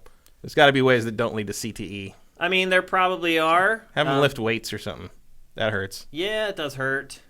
I mean, But- obviously that's part of football too. But It is, yeah. It is a part of it, yeah. I don't know. I played all the sports, and I feel like football taught me the most of all of them. I played every sport. I think part of that is just baseball, basketball, soccer, football, all of them. yeah, but I think part Hockey. of that is just the culture around football that exists in especially high school football, that exists in this country. And if if that culture shifts, that culture will spring up around something else eventually. It will. But I think the other thing about football that set it apart for me is that it's 11 people that you're working with at a time. And I realize soccer also has 11 people, and baseball has 9 or whatever. Winning 11. Right. But with football, every play, all 11 people matter. Play baseball, you put your worst player out in right field. He may not get a fly ball all game. Canseco. I mean, right, but like almost any sport, soccer, I was also right field, so I got no room to talk. Yeah, if you're a defender in soccer, you stand back like the whole time, and you only interact with certain. Football. Well, baseball is bizarre because it's the only game in the world. I think it's the only game in the world where the defense has control of the ball at all times. Right. With football, all 11 people, every single play has to do their job. Every time. Mm-hmm. If one person doesn't do his job, it all goes to crap. And no other sport is like that. So I think football teaches you lessons that other sports don't. It also teaches you to be tough. Everyone will let you down. That is. You're right. Good lesson for the corporate world. No, but you're right. You have to learn that lesson eventually, and you do learn that in football. Like that guy beside you, if he doesn't do his job, you look bad because while it's happening live, they're just like, oh, the whole left side didn't. Yeah, do maybe it right. You're the guy who got run down and looked terrible, but it happened because some other guy didn't do his job. Yeah. So anyway, I really love playing football, and I was glad to see I have at least one nephew that's playing. I had a blast playing it, and I didn't really get too hurt. I got concussions, but it only affected me a little. That explains a lot. What did he say? That explains a lot. Andre's cracking a joke. There he is. Okay, let's move on. We're going to talk next about the ESA. The ESA. Speaking of letting down. Speaking of being let down. Yeah, the ESA and E3. So, this past week, it was revealed by, Patrick, maybe you know more about this than I do, but the end result is that the ESA allowed the press contacts and influencer contact list to be accessible on its website. In some cases, those lists from, did you say 2004? Originally it was just the 2019 media list. That was what broke, I think, on Friday night. And Klepek was involved, but it was broken by this woman, Sophia something. She's working for Colin Moriarty right now, which, okay. Shocker. But she had the story, and she knew about it, I think, since June. And she was trying to, get all the ducks in a row journalistically, but she was talking to Klepek because Klepek had, Klepek breaks stuff all the time and he had connections with ESA. And I think, according to Klepek, I think he's the one who contacted ESA and said, this is going to break. You need to take this down. So did she reach out to Klepek? I think so, or did Klepek find out on his own? I believe she reached out to him. Okay.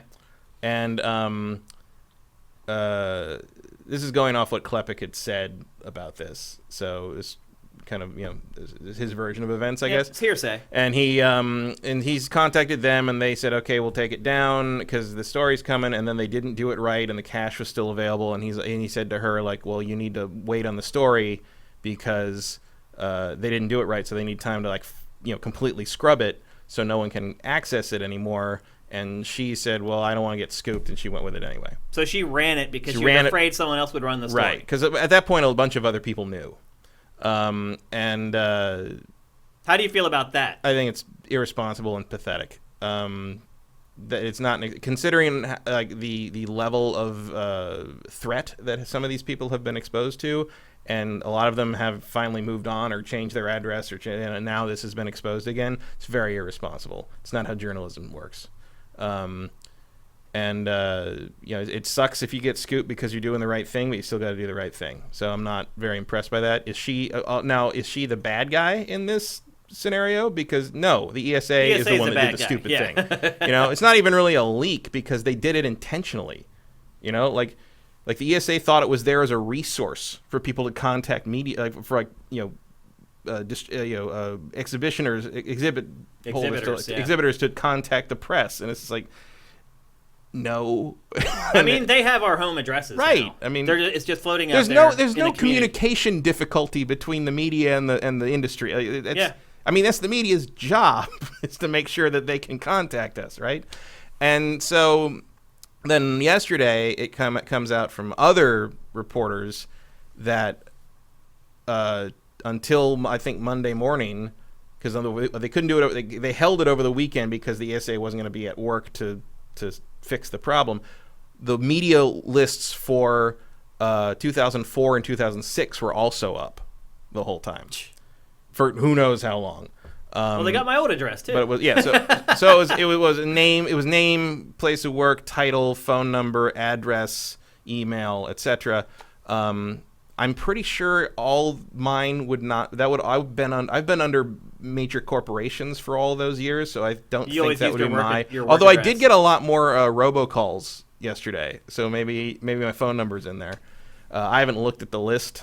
I think the phone number bothers me more than the addresses, to be honest with you. Yeah, I mean, I'm not a target for like jerks and weirdos, really. Until you are. Until you are. But I'm there's some people on that list that really didn't want their private information out there, and the idea that you can't trust the ESA with that is bonkers. It is bonkers. I mean, I have called that a clown shoe organization many times in my time. But this is astounding. For the data from 2004 to still be there? What the hell? That's insane. Like, what is even... Like, none of that's even relevant. I mean, is there a single person in that list that wouldn't have moved on to a different set of contact info by now? Like, what? You know what? I think I still have the same phone number I had in 2004. Well, actually, yeah. I mean, I've had the same phone number for a long time. But my phone number, I don't think, was on that through G4 because G4 would have put our office, Your work number. Yeah. Like...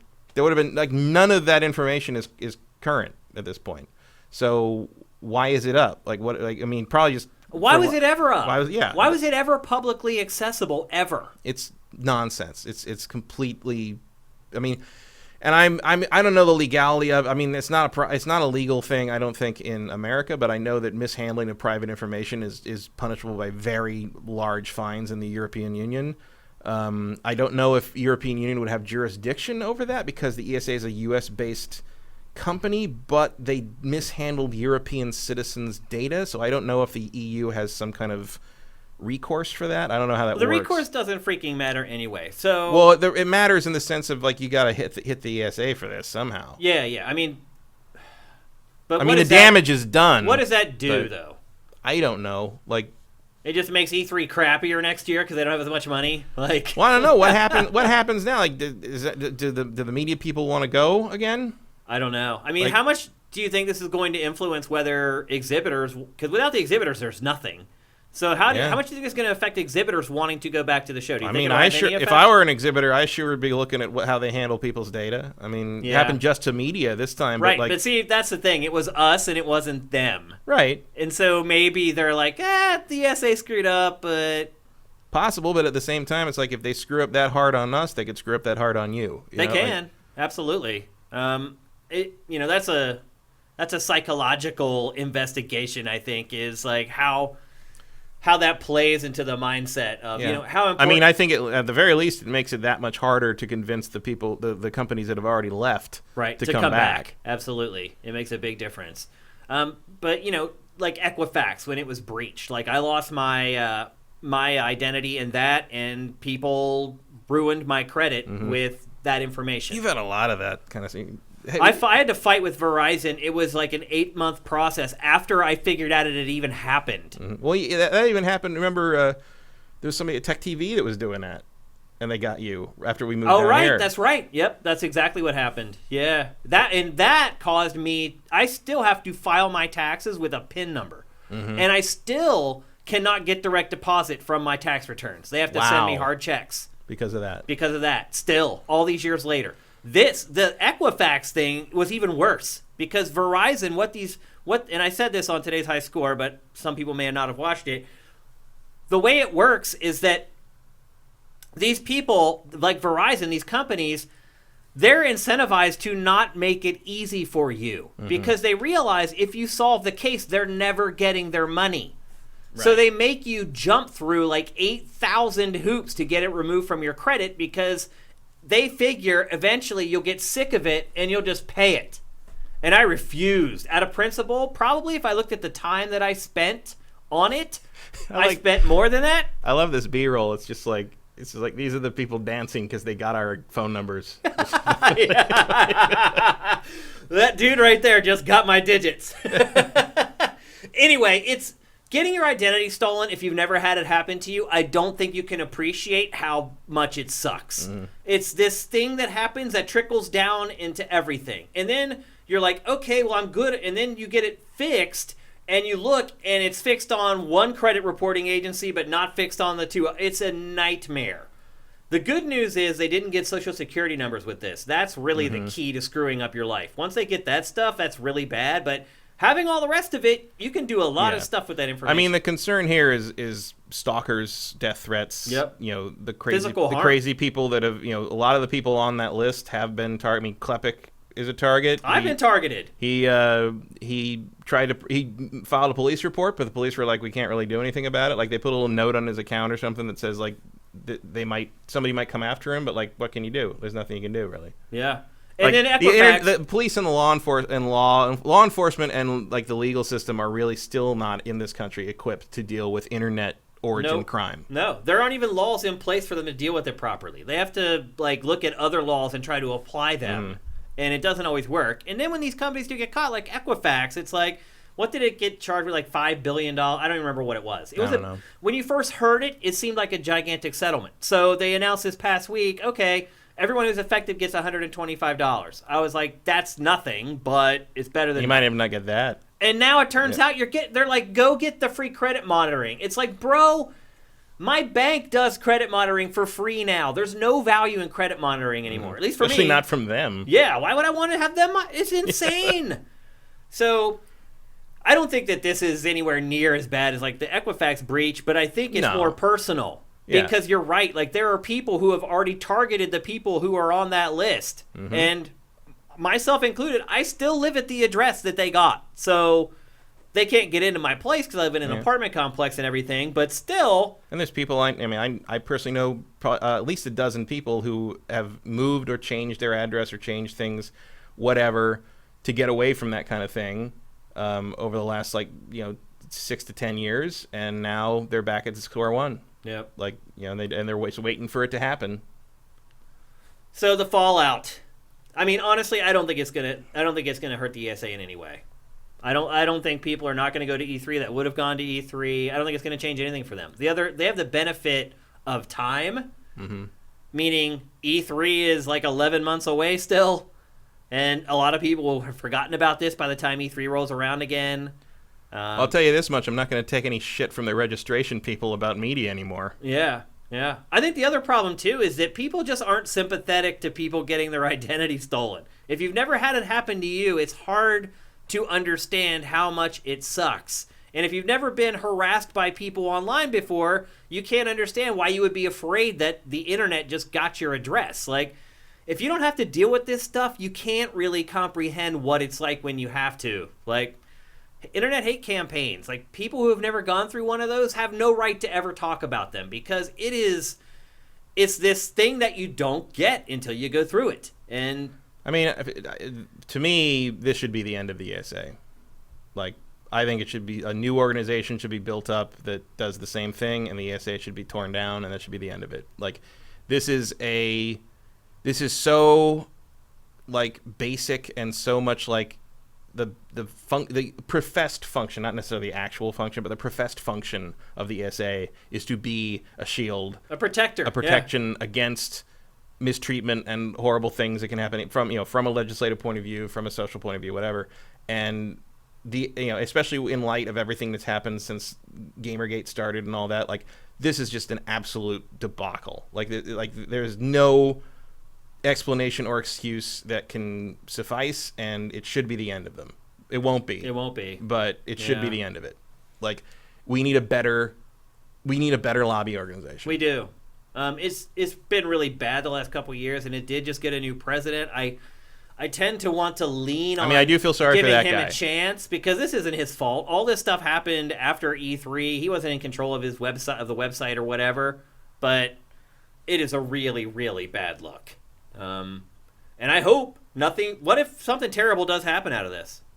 I mean, a lot of terrible things have happened this week. They have. So there's a non-zero chance. And I think the timing of this too with all the shootings that happened in the U.S. over the last few days. Which now video games have been dragged into. Right. So. The timing could not be worse Yeah. for this to happen because people are hyper-vigilant about angry people getting their contact information. So, it's bad. But you're right. The gaming industry deserves better than what the ESA is giving it right now. I would say that if it came down between the ESA being dissolved, basically if it came down between the ESA or E3, it's hard for me to say get rid of the ESA if there won't be an E3 next year. Because there probably wouldn't be an E3 next year if they decided to ditch the ESA. Or the ESA would go ahead and do it and nobody would go. I don't know. I don't know. We'll see what happens. We'll see what the results are. I mean, if nothing of note occurs, except a bunch of people got scared because the potential for harm was there, but nothing actually really happens, then next year everyone's going to grumble, but they'll go back. But if something really bad happens, if a death happens, if and it can be tied to that's how they got the information, good luck. The ESA will definitely be gone because it will be sued out of existence. Mm-hmm. I mean, Europe, I think the EU can still come at them for some stuff. I mean, yeah, probably. They're going to face some definite fines. Yeah. Class action, something probably. Yeah, I mean, we'll see. Yeah. I hope we get more than $125. It's just, first of all, that website is pathetic. Oh, it's awful. It was built in like 2001 and hasn't been updated since. It doesn't operate properly. It's clunky. It's old. It's embarrassing. ugly. It's embarrassing. Even without this, like sending someone to that site, and this is your major lobby organization that represents the industry, and that's what your website. That represents a technology industry that's on the bleeding electronics edge. In your damn name. Yeah. Software is in your damn name. But it just shows you they'd rather write checks for their own salaries than build a website. Yeah, it's not electronic. It's entertainment in it. What? No, it's Electronic Entertainment Expo, E3. Yeah, but I meant ESA stands for Entertainment Software Association. Yeah, or whatever. Not Electronic Software Association. Yeah, because software is electronic. Yeah. By definition. Yeah, I guess it's redundant, I guess. Yeah, unless you're talking about socks. Yeah. This is different. So once again, the ESA has completely dropped the ball. I don't know how many more chances it gets, but my guess is some of the big players who contribute a ton of money to the ESA every year goes and says, "Look, you guys got to clean this up. Mm-hmm. We can't let you represent us if this is the stuff that you're doing." It's ugly. But, luckily this is one of those stories that doesn't make it to the CNNs and the NBC.coms and stuff like that. Because it'll insulate the industry a little bit from shame. But it also doesn't matter because the people that are the concern here aren't watching CNN. Right. They already got it. Yeah. They already know. That's true. Yeah. So ESA, clean it up. You got to clean up your backyard, man. You got to get it locked down. You can't be operating like this. It's like you better hope nothing happens. Like I would set aside some money, right? Not just for fines. I'd set aside some money to start paying some media people's medical bills. Yeah, it could be possible. Absolutely. There are certain people that have been targeted for years, and now those people that are targeting have their information if they didn't already, which they probably did anyway. So entirely possible, but this doesn't help. It definitely doesn't. All right, it's time to move on. And somewhere out there, our Tech TV and G4, our Tech TV addresses are getting spammed to hell and back. It's true. Because 2004 would have been our Tech. We would have been Tech TV. Yeah, we would have been. Yeah, and those are long gone. Oh yeah. So good luck with that one. Anyway, let's move on. We're going to talk next about an oldie, but not necessarily. But now a newie. But not. That's about as far as I'll go with it. Not necessarily a goodie, and that is Metal Wolf Chaos XD. This game was originally an Xbox exclusive, developed by From Software. And when people heard it was coming back, there was jubilation in the streets. People were dancing and celebrating. And we kind of said, hey, you may want to slow your roll a little bit. I mean, it was only in Japan. It never came here, which is one of the reasons it was sort of infamous, was because the forbidden fruit. It's a crazy premise, and it seems like it should be cool, but because the premise is basically it's several years after the first quarter of the 21st century, and something. So 2025.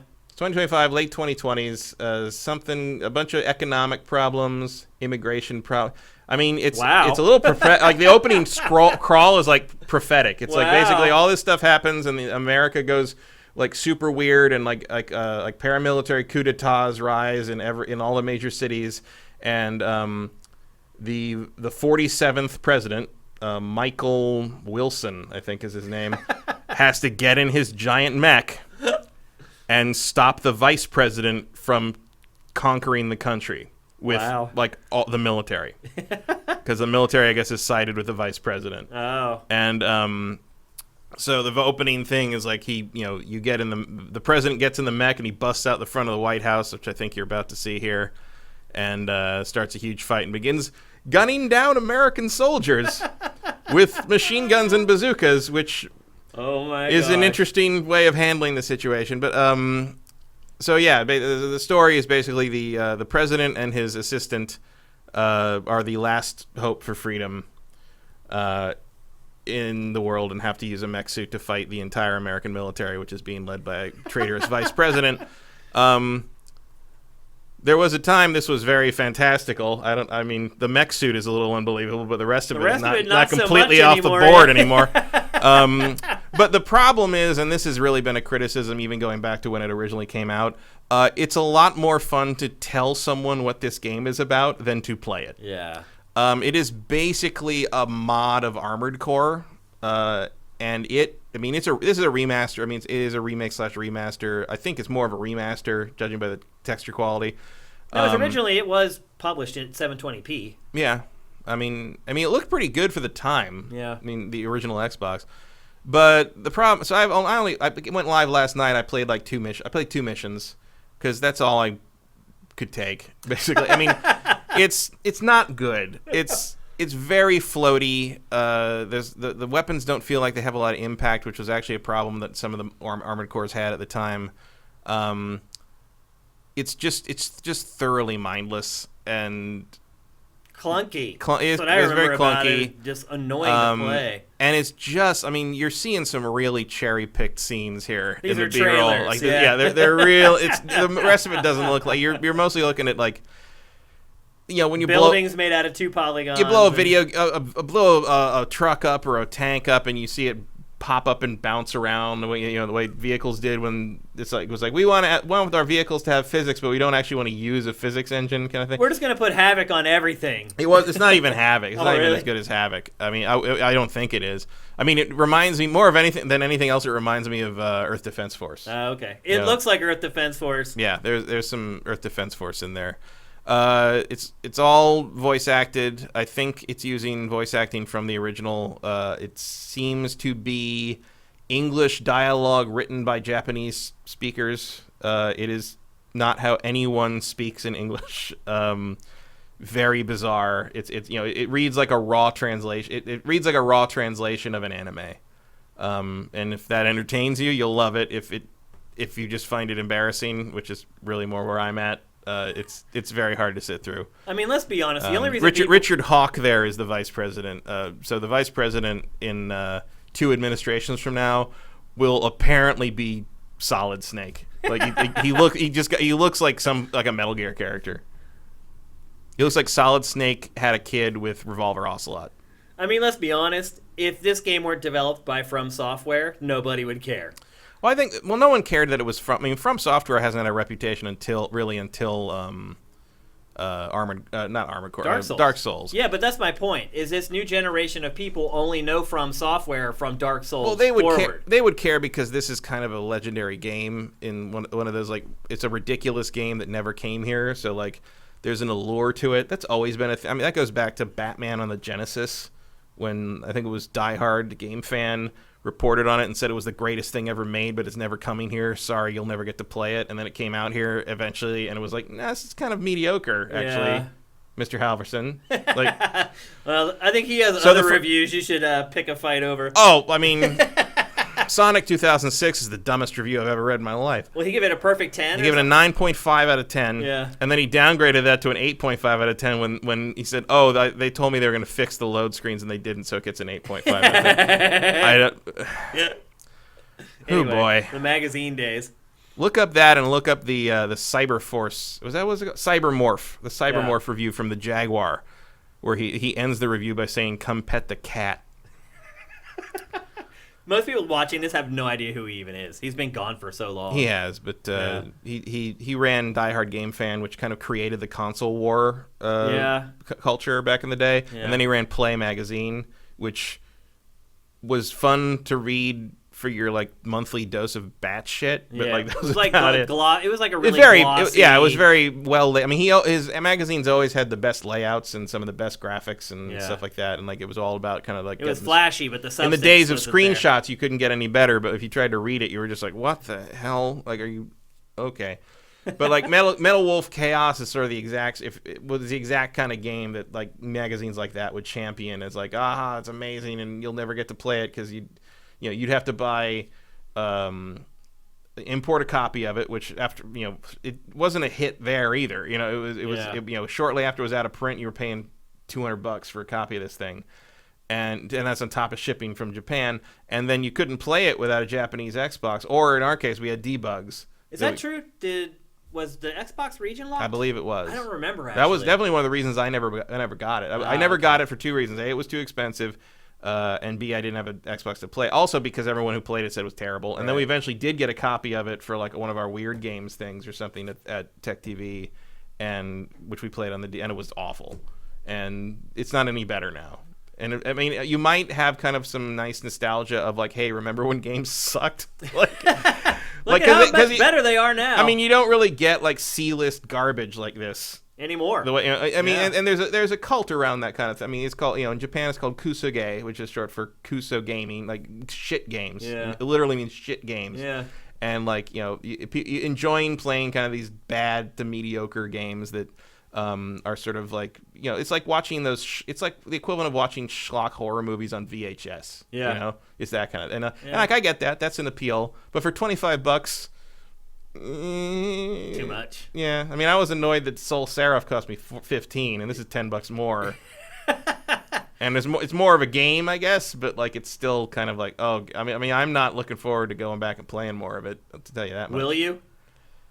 Maybe just to make myself feel better about the money. About the money. Although I don't, I'm really thinking about asking, doing the refund application. Oh for yeah. it. You could do that. Because I definitely haven't played 2 hours of it. Yeah. Or whatever, so. Yeah, you should do it. I might try that. We're not going to talk about it on here again, so you're off the hook. Because, like, wow. Like, I mean, I knew what I was getting into, but I don't know. I guess my tolerance for that kind of thing has just vanished over the last, 16 years or so. Yeah, From Software isn't one of those studios that is making great games today, and then you go back and look at their back catalog, and the games are just as good.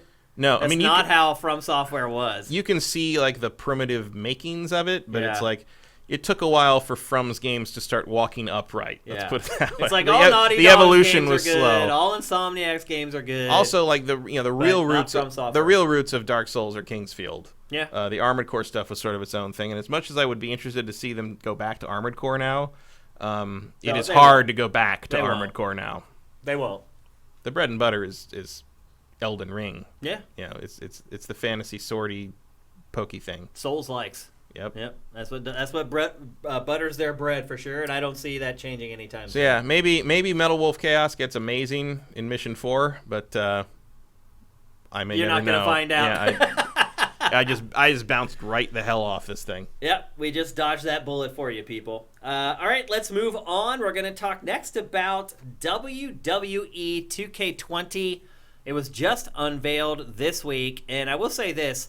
For whatever reason, this franchise never gets hardly any pre-promotion until like the week before it comes out. But in this case, 2K has got way out ahead of it. Like, this is way early for us to ever hear anything about the new WWE game. And the reason that is because they have changed developers. Did you hear this? Yeah, I heard they've broken up with Ukes. Yeah. Basically. So Ukes is a consultant on this game, and the studio making the new WWE is Visual Concepts. Wow. Isn't that crazy? Huh. So Visual Concepts did NFL 2K. Yeah. They do NBA 2K. They did all those sports. All the Sega sports games. They revolutionized sports games. They did back in the day. Absolutely. Really. Yep. I agree with that. Like they're the first company to really make EA sweat. Yeah, I mean, they had a football game that played online. Yeah. That's a huge freaking And deal. basketball. I mean, the basketball game. I remember that was. I mean, still NBA Still. 2K is. But I remember gold back in the standard. day, NBA 2K was kind of like it was like, hey, this is how good a basketball game can be. EA, like, Yeah. maybe live should Pay not attention. suck for Yeah. It was EA had the field to themselves for years and years, all through the 32-bit era at the very least. Yep. And all of a sudden, 2K comes in with the Dreamcast. And it's just like, Just took it over. Check this Just out. took that genre over immediately. Yeah. And has never let go since then. So Visual Concepts has the EA had to get an exclusive deal with the NFL to make them stop. Yeah. Basically. Yeah. So Visual Concepts has the pedigree. It's a great developer. It's never really worked in a combat sports game though, which is a little off-putting if you're a fan of this franchise. I mean, at the same time, it's not like these things can really get worse. Yeah, I mean, and that's the thing. Like, Ukes had just done such a terrible, not terrible, but it just hadn't really introduced anything worthwhile or new for a long time. It's also a franchise that continues to go back and find features of the old games and then try to market them as new ideas. And it's just like, they don't... Like, I have all my N64 games still around, and, like, I went back and played some of WCW NWO Revenge a while back, and that game's still fun. Oh, yeah. Like, it's All those still- N64 wrestling games are still fun because the mechanics are good. Yeah. And that was Ukes. Like, I know, but it's like an era ago or Right. whatever. Oh, But I two love how eras, you several could, like, eras. beat somebody just by tweaking their ankle the whole match. Seriously, like, Yeah. you could concentrate on, like, one body part and win the match, like, breaking their finger over and over. Like, you just don't really get that in wrestling games. I think what happened was, over time, wrestling games became more concerned with the pomp and circumstance of wrestling and less concerned about the actual wrestling. Yeah, but, like, they don't started even do that devoting- well. Yeah, I know, but they started devoting the resources to these corny backstage cutscenes and all this other dumb crap instead of just making the wrestling game fun to play. I don't like wrestling. I haven't cared about wrestling since I was like 6 years old. But I played the living crap out of those N64 wrestling games. Like, it was the multiplayer game of choice at me and all my friends' houses for like months on end. And no one's ever managed to recapture that. It just hasn't happened for whatever reason. We have all these indie wrestling games that are coming out. They're not great either. It's just been kind of a black hole. But it appears that finally 2K has decided enough is enough. And we're going to at least try to get this franchise to the place that it deserves. Because, let's be honest, if it made a really great wrestling game, it would do huge numbers. I mean, you really Huge. need the three pillars. You need gameplay that works. You need storylines that matter. storylines that work and storylines that matter, and frankly, storylines that are better than what they're doing in the actual On the wrestling show. these days, because like that's not a high bar. Well, wrestling And- right now is at an all-time low in viewership. Yeah. Well, It's like WWE, yeah. It's in really dire straits. But and then you need the creator wrestling. You need to have a very powerful creative system to let people make whatever they want to make. And like, I mean, it's not like that's an easy thing to do, but you think at a certain point you've iterated on it enough that you would get some improvements that would stick, and it just never happens. and my guess is that's why Ukes was taken off. I figure, yeah. I'm sure 2K was like, look, man, we have given you so many chances to get this right, and you just can't do it. No. And at a certain point, you got to cut your losses and move on. And I think... Visual Concepts is not a bad option. I mean, that's what I was going to say. they definitely know how to iterate. They know how to make the games better every year. They know how to capture the atmosphere. They know how to capture the feeling of being there. I mean, and their gameplay is good. gameplay's solid, and they know what Ukes has done. I'm sure there's people on the Visual Concepts teams that have played No Mercy and WrestleMania 2000 and all those old classic games, and they know, like, if we can get a permutation of the system to work in a modern setting, you're halfway there. Yeah. So, I mean, I would love to have a wrestling game that I enjoy playing again. Like, I used to love the Attitude Era stuff. Yeah, I don't not play wrestling games because I don't like wrestling. I refuse to play wrestling games because they're bad. Yeah. I like the concept of wrestling, and I enjoy playing the games. Mm-hmm. So here's some of the new features that are supposed to be coming to 2K20. There are 2 separate campaigns, one for the male character and one for... And actually, the general theme overall of this year's game is that women are more tightly and intelligently integrated into it. So you have 2 separate campaigns. You have one where you can play as a woman, one is you can play as a man. They said that they do kind of overlap a little bit. Mm-hmm. It's called 2K Showcase, and it stars Becky Lynch. I don't even know who she is. I know the name, but I couldn't pick her out of a lineup. She's one of the 4 horsemen. I don't even know. Okay. I don't even know what that is. That's a kind of a long-standing trope in the WWE. I mean, I've heard of it. It used to be dudes, though. Yeah, it used to be dudes. The women have. There's been a real renaissance in women wrestling in the WWE over the last several years. I can see why. Well, I mean, they always had the diva crap. They always had like the girls wrestling in bra and panties matches and stuff. But like they finally started letting the women wrestle. Like do actual. I mean, they've got some super talented women in there, like doing this crazy high flying stuff. And like, I mean, they're some of the best things going in the WWE right now. And the WWE, Vince finally recognized it basically. And they got big matches at WrestleMania last couple of years. I mean, it's they've really honed in on that, and to make them a big part of the video games makes a lot of sense. Yep. And it's not like it's actually not where they're creating a unique scenario for Becky Lynch to play through. It's actually like a historical look back on her career that you play through. And I guess that's the same for the guy. I can't remember the guy's name. He's the other person on the cover, though. 2K Towers returns. Apparently that's the most popular mode in WWE. My Career returns. Also for both men and women, which is a big deal. The big new mode is mixed tag matches, or the big new match type is mixed tag matches, which is weird to think that they never had those. I thought they had those even in the N64 wrestling games. Was it tag matches? Mixed tag, meaning women and men wrestling together. I don't think so. No. I mean, maybe if the female characters were just like 2 or 3, like you'd be able to pick them in that. But like, do you remember what the female characters looked like in this? Oh yeah, so bad. Because usually they were relegated like managers and stuff. I don't recall Elizabeth. That's when I watch wrestling. I mean, that's that whole era with Elizabeth. I mean, mixed tag is a new thing in the WWE anyway. So like they're probably highlighting it just because it's a new feature in the real life wrestling. I didn't realize that.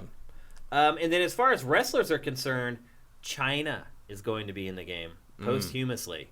She's never been in the China. Yeah. I'm like, yeah, not China. the country. I was like, China's a big market. Yeah. We're putting China in the game. No, China, the wrestler. Okay. She's going to be in there posthumously. She's never been in a WWE game. Really? Yeah.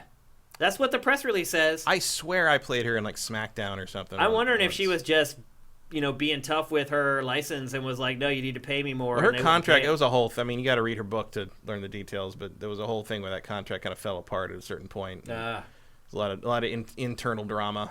Seems like everything in the WWE is internal drama. Yeah, well. There's a lot of egos rubbing up against each other in any kind of performance kind of scenario. Particularly that one. But that is it's like imagine doing television or like stage work. It's like stage plays, except your whole job when you actually get out to perform is to beat up the other person.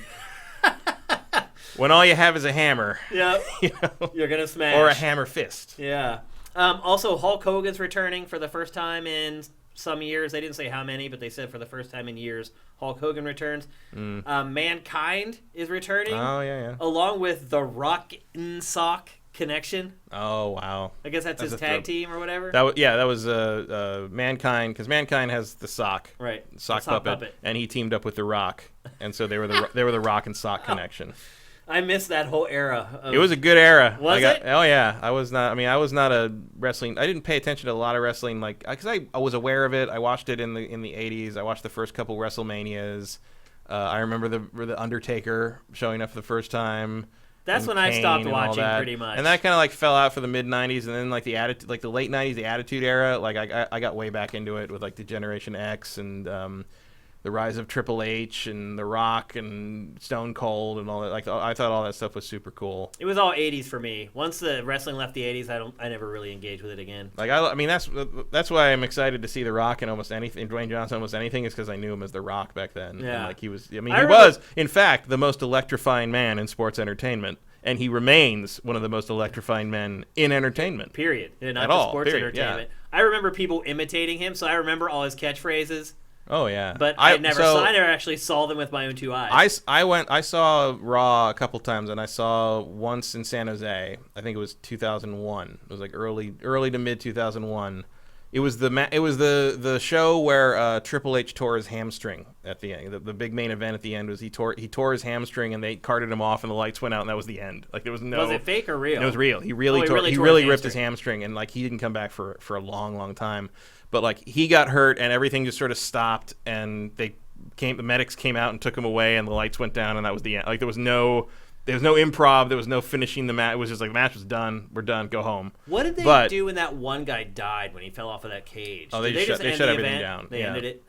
But I remember The Rock was there. He wasn't in the main event, but he was in earlier in the show, and he came out to do his promo.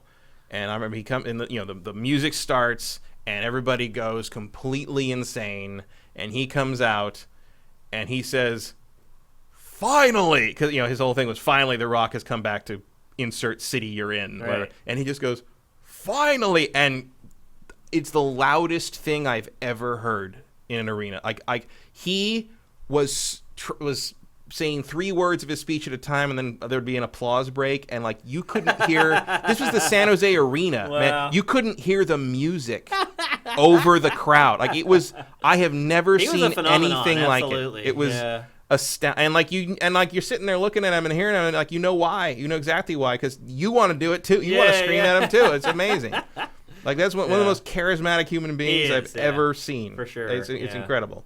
So yeah, I can understand. In this, even though he retired officially this week from what wrestling. Oh, he did. I mean, he's still doing stuff periodically and stuff, but he's officially retired from wrestling. He won't actually wrestle in the ring again. I mean. Never say never, yeah. but like for now, Hulk Hogan said that like 20 times, right? But at the same, I think The Rock has more to do than Hulk Hogan. He doesn't need to do it. Why would he even risk hurting his body? Exactly. It makes no sense. He's in his late 40s, and he's got a rampaging movie career. No pun intended with Rampage. I mean, he may be the biggest star in Hollywood. He's right up there. I mean, is there anyone bigger right now? I think Tom Cruise is still. I mean, he makes more money for money, but like, The Rock does way more films. He does a lot more films, but that's not really how you measure that. But in terms, I mean, I would. Everything he touches turns to gold. Everybody goes see. It does. Even Rampage, like people went to see Rampage because he was. It's crazy. I mean, Vin Diesel wouldn't like me saying this, but he made Fast and the Furious. An international sensation. Oh, for sure. People love The Rock. So it's crazy. It's just going to continue and continue. He's got. He's got.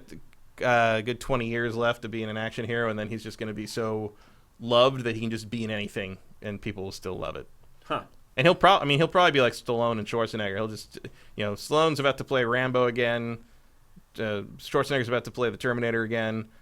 The Rock can do whatever he wants when he's that age too, I'm sure. Yep. And he will. Hobbs and Shaw will still ride in their 70s, I'm sure. Yeah, you're right. Because then it'll be like quaint because they're geriatric. By the way, they're still kicking ass. Do you know what the Japanese title of Hobbs and Shaw is? No. Wild Speed Super Combo. What? In Japan, Fast and the Furious is called Wild Speed. And so this one's called Wild Speed Super Combo, which I think is the coolest name of pretty much anything. Well, there was a couple other things that they announced about the game. There's going to be themed DLC. Okay.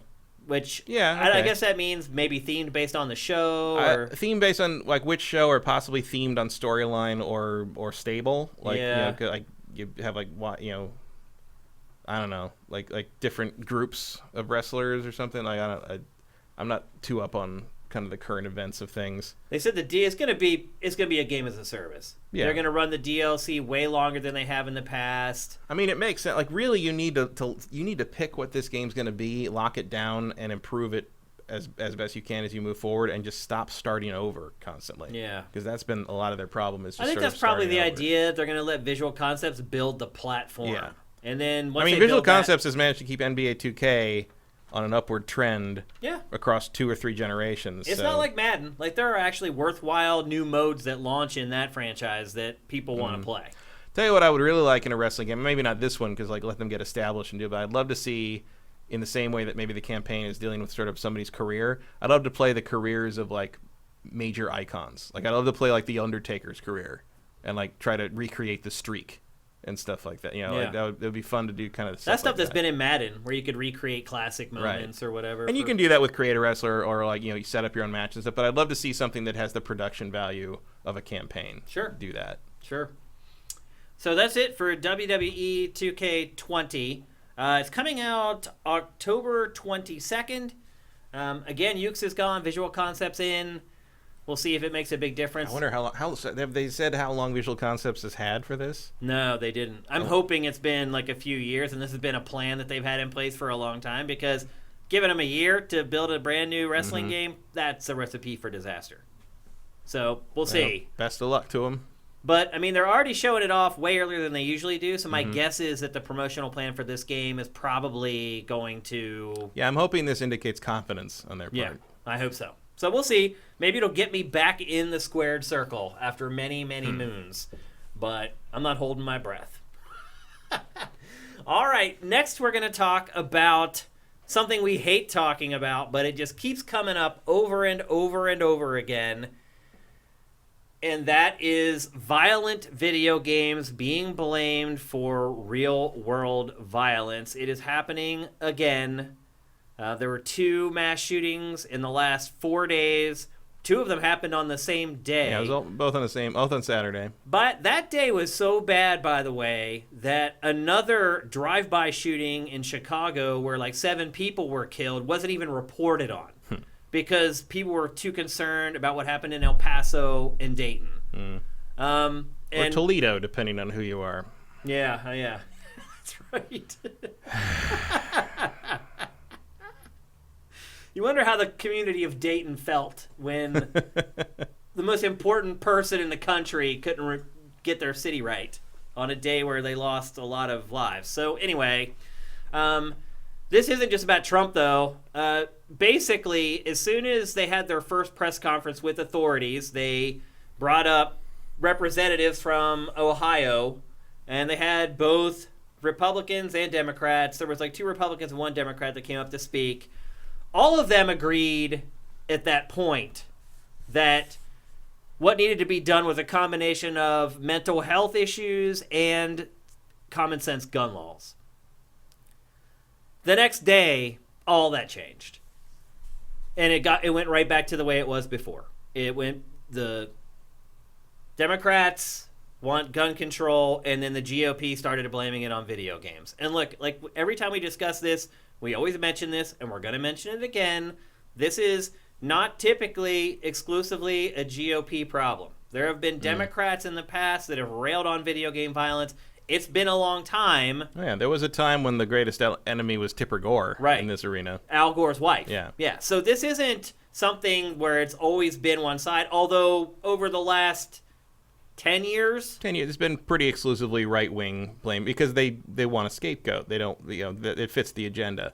But historically, it has, blaming video games for this kind of thing has been something that both sides, in terms of the politicians, not in terms of the constituents, can agree on because, most politicians are old people who don't, at the time didn't know anything about video games and, was no skin off their back or their lobbyist owners to, unless you were lobbied by the ESA, which I guess doesn't happen that often. In which case, glad they have your phone number now.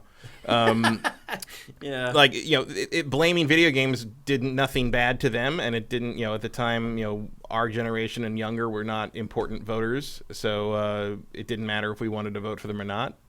All they had to do was appeal to our parents, basically. Yeah. The boomer generation who outnumbered us, until the millennials became a voting age. Gen X, we don't have the numbers. We're caught between 2 giant generations that, and we're just drinking coffee. Yeah.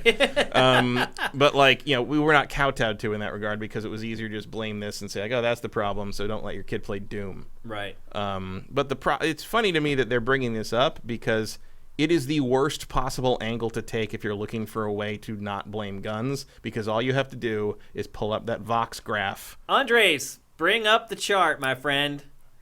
So Vox... you have it in here? Yeah, it's in the TriCaster. Yeah. So yesterday, Vox published a chart that makes it very clear that the problem is not video games. Yeah, the problem is, Japan, South Korea, the UK, Europe in general...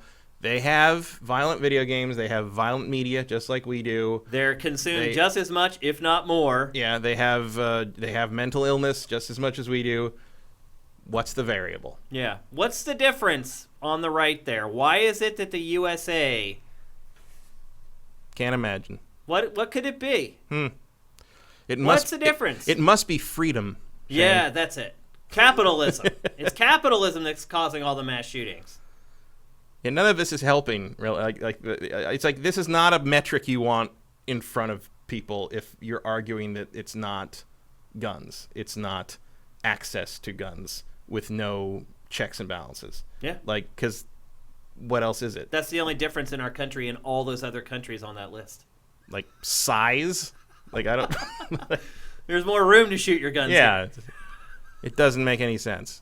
But we're not going to spend a ton of time on this. I really just wanted to discuss it briefly to show that chart. Yeah, I mean, that chart is like.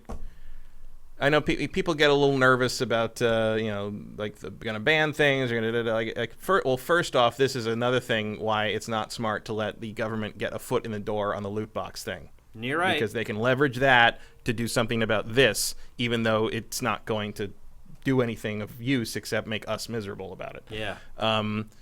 But also like there would be, I mean, if you really went after games for this, like first off, they're protected speech. That's already a decided thing. I mean, maybe you could overturn that because the court is packed, Supreme Court's now packed with a bunch of right-wing shit gnomes, but like, and they would just do the bidding of whatever they wanted to use as a scapegoat. That's possible. But generally this is decided law. You're not going to video fool the people, video games though. are considered a freedom of expression and artistic expression, and you cannot curtail that by mandating content. You can't do that. Look, the people who aren't willing to accept what the real problems are, which is access to guns and mental health that goes unchecked in our country, are never going to change their mind. The vast majority of Americans know what causes this problem, and they're willing to vote based upon it. So I think ultimately... Well, I hope they remember that next year. So. Well, I think they're going to remember it because these aren't going to stop, Matt. True. They're never going to stop. We've had 261 mass shootings in this year in America. It's insane. It's like more than one a day. Like we had 3 in one day. They had so many they couldn't even report on one of them. It's insane. Well, I saw a report where they were talking about, I think the anchor was talking about the El Paso shooting and accidentally said Dayton like a couple times, and then she's like, "Oh, I'm sorry, we were reporting on the other one, and I mixed it up with the other." I'm like, "That's how dense it is." That's how you're right. Yeah, that's how prevalent they are. So, nice try, GOP, blaming video games again. Circulate that graph because it just ends the discussion. You don't have to say anything. You don't have to get in an argument with anybody about semantics. You don't even have to believe that gun control is the solution. All you need to do is look at that graph and know that video games are not the problem. And for our purposes here on GameFace and SIFTD, that's all we care about. So take that graphic. You can easily find it. Just Google Vox video game violence graph. It's all over the internet because it's so compelling. Google it's funny. Share it on all your social media. Share it on Facebook where your family is, where maybe your parents see the stuff that you post, because those are the people that we need to reach on this, not other gamers. Also, look up Reggie's tweets. Yeah, his tweets were great. Reggie posted some stuff last night that was solid with some good facts and statistics. Yeah. But the Reginator is in the house. Props to Vox for breaking it down like that, because that is something anyone can understand. Everybody can look at that and be like, oh my gosh. Okay, I get it now. That is about as clear as data gets. And if you're going to look at that and you're not going to get it, you just don't want to get it. Yep. That's the bottom line. Well, yeah. Yeah. Well, welcome to 2019. Yep. It's a crazy world we live in. All right, let's move on to our last topic of today's episode. We're going to give our final impressions of Fire Emblem 3 Houses for Switch. We talked about it a good bit last week, like 40 minutes or whatever, because it is a gigantic game. We did do the play view and demo it a little bit, which kind of inflated his time. But both of us have continued to trudge, grind, work, whatever word you want to use, whatever verb you want to use, through this game. What's your hour count on your save right now, man? Oh, I have no idea. Oh, you did? Mine's at like 55 hours. That's probably about... I mean, like I said, I leave it and go do other things sometimes, so like the clock still runs. Yeah, it does. My save time, unless you go to the home screen. Yeah, my save. I don't care what the time on that says. Unless there's an achievement for beating it in a certain amount of time, I don't pay attention to that really. But I would say I probably played in the 40 to 50 hour range, somewhere in there. That's where I am. I got 2 characters in the early 40s, closing in on the level cap, which is 50.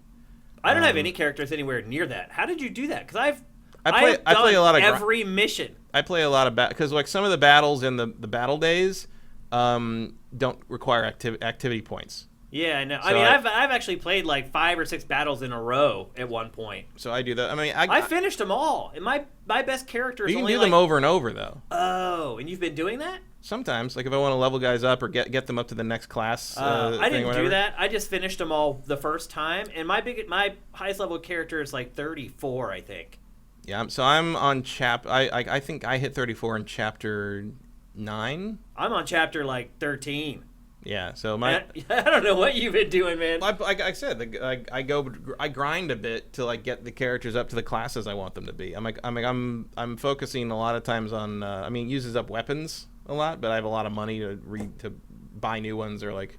You might be the most frustrating player to ever watch stream a game. I don't do that. But I'm just saying, like, if someone were to watch you stream, like, they'd be like, "What are you doing? Why are you playing that mission again?"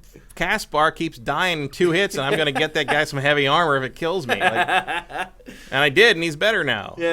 His job is still to stand there and make sure that no melee guys get near my mages. But he's your tank. He's just no, takes he's all not. the damage. He's, No, he's not. He's interference. Duday is my tank. My tank is really Edelgard. Oh, really? Yeah, she's. Well, I mean, she's not. She can take hits, but she attacks so strong. Wait, Edelgard's on your team? The girl? Yeah. She's not on mine. Well, she's the head of my house. Oh, okay. I picked Black Eagle. Gotcha. Like apparently most people did. It seems. Is that true? It seems like Black Eagle is the most popular. Golden. I picked the least popular. Golden I'm Deer the or whatever Lions. is the Blue Lion. Nobody wants to be Blue Lions and what's his butt with the spaghetti hair. But Dimitri, yeah. But and I've recruited a bunch of guys, because I eventually figured out that you don't need to raise the stats they say they want to like join you. You just need to give them gifts until they get a B ranking. Yep. And I'm like, oh, okay, I got tons of gifts. I'll just give you owl feathers until you come join my class. I haven't given like hardly any gifts, honestly. I have a min-max sort of attitude towards Fire Emblem, and this is just how I play them. Like, so I'm like, okay, I want to get you up to this, and so okay, you give me this battle of the correct level, and like there's the quest battles, and there's the battles where like they're like side story battles with a green exclamation point, but then there's battles that don't cost activity points and are just like things you just do them as many times as you want. Yeah. And I did that sometimes just over and over to like get these guys up to where I want them to be. I can't believe you do that because the big reason sometimes why, I do it just because I don't want to go and navigate menus for another 20 minutes. I can see that. I just want to play a turn-based strategy game for a while. So looking at the lower third there, my opinion of this game has soured over time. The more I've played it, the less I've enjoyed it. I hit an apex at probably the 25 to 30 hour mark, and then since then, it's just really turned into a grind. I still enjoy it a lot. I think another problem too is there's no challenge to the game at all. It is pretty easy for a Fire Emblem. It's so easy. Like I'm way farther than you right now. Like I'm playing like the end stages of the game and one-shotting the big boss of the game. And I'm only level 34. Dude, you are just going to waltz through the rest of the Edelgard's been one-shotting almost everything for They can't even attack 2 chapters. Like, my lead character, who I play as, and he is my most powerful character, not my house leader, when I go into a battle, even with, like, the toughest bosses in the game, I intentionally send him into harm's way. I just send him way out ahead of everyone else and just plant him. And what happens is, all the enemies attack him, and he counter-kills all of them. Yeah. They attack, they do no damage, his retaliation one-shots them. Yeah, I mean, my main character's like that too, but like I try not to like lean on that so much because I like to get everybody up. So my kind of rule is like every battle, everybody has to go up a level. And I try. Sometimes there's not enough enemies for that, but usually there are if I play my cards right and get everybody a kill and stuff. So like it's a pretty but it's like my character, like my 2 lead characters, my main character and my house leader, right around 40, early 40s. Everybody else is like early 30s, and like I think I got like the one archer is like late 20s because the archers don't get a lot to do. Because most of my other party members are like mid 20s, and I'm at the end of the game. It's I mean, how much you've leveled them up. I still like it, and I'll probably go back through and do a New Game Plus Really? at some point. You know. Wow. I won't play this again. I'll definitely play it again. I like it. It just started to wear me down after a while. There's just nothing new. The pattern gets really annoying after a while. Well, I will say the monthly pattern of you teach school for 2 days. You have X number of days where you can go and explore. Then you have to spend 2 days on playing the battles. And then at the end of the month, you play the mission. Like, the only thing that's unique of every month is the one mission. Mm-hmm. And you end up spending several hours on each month. And so the last couple chapters, I've just stopped doing everything else. I don't teach anymore. I don't take choir lessons. Well, have you gotten to I don't plant food. I don't fish. I literally just skip the whole calendar and just go to the main mission objective. So are you not at part 2 yet? What do you mean by part 2? Well, you know how when they introduce the chapters, the very calm audiobooks man says like I skip through those. Says part 1, white clouds. Yeah, like I skip through that stuff. Okay, well, so you haven't hit the time skip. Yes, I have. And has it gotten significantly worse for you? Because that's the part where all the reviews were like, "Oh, it's not as good after that." I mean, I had already kind of had it on autopilot before then. I mean, I'll say this, like, that's when the plot cracks open and it's not just repetitive anymore. I mean, it's not like it doesn't telegraph what's happening right ahead of time. So at first, it seems like it's way different. And you're like, oh, wow, okay, this just cracked open, and now it's just turning into, like, an open world and then the calendar shows up again. Mm-hmm. And I don't want to ruin anything for you or for anyone else. At first, it seems like a bigger deal than it ultimately becomes. I mean, I There's figured a big because you plot-shifting can't. moment. Well, because the way everything levels up, the systems work, you can't change it fundamentally without basically stopping progress for the characters. I just feel like they needed way more to do as far as, like, the stuff that's in the hub world. Like, there needs to be more activities. The activities need to become more challenging as time goes on. It's just the same thing over and over and over. Yeah, I mean, you're again. just filling bars. Yeah, and I got sick of it after a while. I'm way too far to turn back now. I'm gonna finish the game, but the last like 15, 20 hours to me have not been particularly enjoyable. Certainly not as enjoyable as the first 25 hours were. I'm still enjoying it a lot. I mean, to be fair, I have turned the music off. Yeah, because there's only like 2 songs. There's not too many songs, and the song that plays when you're running around the monastery and the song that plays during battle, they were getting stuck in my head to the point that I'd wake up and hum them in the shower without walking realizing around my house whistling them. Yeah. And Michelle's like, "What are you whistling?" It was getting. I wasn't even aware I was doing it, and suddenly I'm like, "Where's this? Oh, fuck!" When you spend that much time, it just ebbs into your subconscious and just takes over. I turned the music off. Yeah, and listen to like other like podcasts and stuff while I play. Yep, I do because the you don't same really thing. need the sound. You really don't. Like, I skip through most of the, like any of those cutscenes where you're supposed to be building, like, rapport between the support stuff. I just skip through all those. Yeah, I can don't read. care about I can read faster than I can talk, and I just go through them at this point. Because, look, it takes long enough as it is. Yeah. So. But it's fine. I like the characters. I like my house. I like kind of the progress of things. I like, I like, it's just the Fire Emblem thing. You level up the class, you get to the next class, and, like, you're like, oh, they're really good now. And, like, that's, I enjoy it. It's I really enjoyed it for the first like 25 or 30 hours, but after it just got to the point where, and especially once it became easy and every mission was just a means to an end, where I just knew I was going to just trash every enemy I came up against. Like the first time I one-shotted a boss that they had been building up for like 20 some hours, I was like, wait a minute. This was like the bad guy from the first act of the game, and I literally killed him with one shot, and not one shot with like one of my crazy like weapons, like one shot with an iron sword. And then that was like the paradigm shift. I was like, oh, okay, that's interesting. And then as my other characters started getting built up, it got to the point where everybody can one shot enemies, and I had to start keeping crappy weapons on them so I could still decide who got to deliver the last hit. So I do still keep iron weapons around just for that. So you have a weapon that doesn't one-shot the enemy. So it leaves a little bit left so someone else can come in and just finish them off. Like, I don't know. Once I got to that point, I'm like, this game's kind of broken, I thought. The balancing's way off. It got really repetitive for me. The story's not great. Like, if it were more interesting, it would be enough to keep my interest, but it moves really slow. And then, like, they'll talk about things in the story that they don't make them seem very significant, and then you realize, oh my god, this is like a turning point for the whole game, and then vice versa. Stuff that they seem to make a big deal out of, you find out isn't really that big of a deal. It sounds like Fire Emblem. Yeah, I guess. It's still worth $60. I got 30 hours out of this that I absolutely adored, and I've enjoyed the rest of it, but if you would buy this only because you think you're getting like 60 or 70 hours of incredible game out of it, then maybe you might want to hedge your bets a little bit, but it's still worth the $60.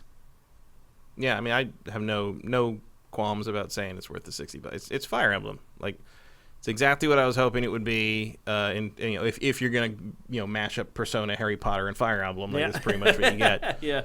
So I'm still liking it. I don't mind being all that overpowered because I feel like I've kind of earned the overpoweredness. I felt that at first. It feels rewarding. You're like, oh, I'm a badass now. But then after a while, you're like, man, this is a joke. Yeah, but I'm just, there's always going to be one or two enemy. I still every once in a while run into an enemy. It's like, oh, this guy isn't actually just rolling over. A couple guys, if they have like really powerful magic spells, the magic guys can be dangerous. I just go after them first. Sometimes the beast guy, the big monsters, can be a problem. I just wipe them out, man. Well, it depends where they are. They make you keep fighting them, though, because they have several health bars. And you can only take out one health bar per attack. So now you just need 3 people to attack it. I just use the thing where you use the gambits to blow their shields up and get their items. Like, I like doing that. I don't even use it. I think I've used gambits like maybe 10 times the whole game. I rarely use them unless I am up against one of those beasts to break their shields and get the rare items.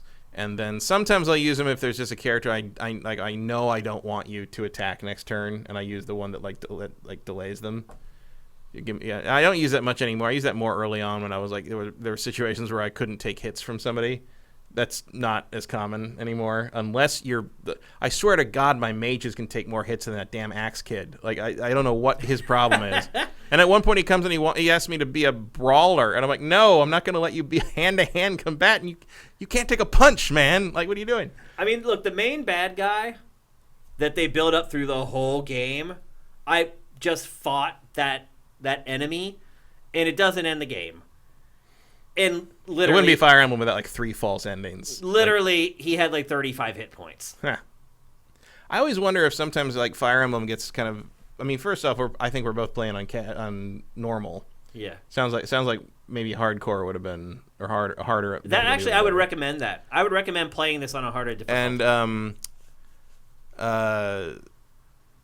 I always wonder if like there's some kind of balance problem with Fire Emblem, where like the fact that your level ups are random in stat growth. Yeah. Not totally random, because like being certain classes will influence what shade stats are most likely. Direction. But you don't have full control, and sometimes like it feels like a level up's wasted if you only get like 1 or 2 stat point. I mean, they even say like that they're disappointed in their progress when that happens, and so like you can't necessarily know how powerful someone's going to be when they get to whatever boss. But I do feel like this game somewhat underestimates you, especially with the tools they give you to grind with, and just simply the power of some of the classes you can get to, even in the intermediate realm. Yep. So we'll see how it goes, and like past the time skip for me. I'm not there yet. I think I'm like 1 more chapter, and I should be there.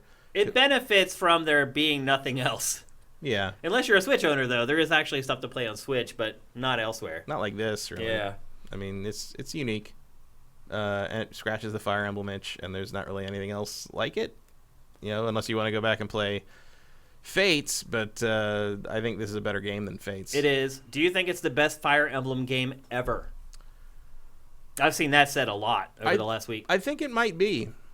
I do have some fondness for the GameCube one. Me too. But I think this is a more playable game. It's the most polished and refined Fire Emblem ever. Yeah. It's definitely the best console Fire Emblem ever. Yeah. Without a doubt. I think I've liked the stories better in some handheld ones. Yeah, I think Awakening might have been a more interesting story overall. Yeah. This one's a little... And I thought the handheld ones are better balanced as well than this one is. Yeah, they can be. It depends on which one you're talking about. Like the older ones were a little too much on the hard side. Right. Yeah. This one's maybe a little too easy, but we'll see. Yeah, that's again why I'm interested in New Game Plus, to like put it on a higher difficulty and see what happens. and kind of You know what? Maybe I will give it a spin. Really just to maxing see. some of these characters out and seeing what they can do at that level. Because this game is a great travel companion. This is one of those games that you could put in your Switch and literally just carry it around for like the next 2.5 years. If you only played it while you were on the go. I bought it digitally specifically because of that, because I figured like this is something I'm going to want to be able to pull up whenever or whatever. Yeah. So like, like if I am pretty confident I'm going to be playing a game for a long time on and off, like I'll get it, because I tend to get Switch games physically. Because I get all my games physically if I can. I don't, just because I don't care, and it's easier to not have to switch discs all the time. But I do tend to get the Nintendo stuff physically because Nintendo stuff holds its value. And those cards are small; they don't take up a ton of space. Yeah, it's like I don't need a whole shelf for that. Yeah. But like, and if I want to take them somewhere, you just stick the cards in the little holder, little pockets on the Switch case, and because I do sometimes take it up north with me. Where I have another dock at my mom's house, and I just play it there because I don't play a handheld. Just take it and plug it in. But take these tiny little chips with you, and it's easier than taking a bunch of Blu-rays. You just put them in your coin pocket in your jeans. I don't know if I'd go that far. That's where I put them. I feel like those could fall out, and you'd never know. Oh, no, nothing's coming out of there. The worst problem you have is lint gets caught on the carts. I just blow them off, and off I go. Just don't lick them. Yeah, exactly. Don't lick the carts, as Pactor learned. But look, both of us still recommend this game for purchase. $60, 30 to 40 hours of amazing entertainment. To me, that's worth every penny.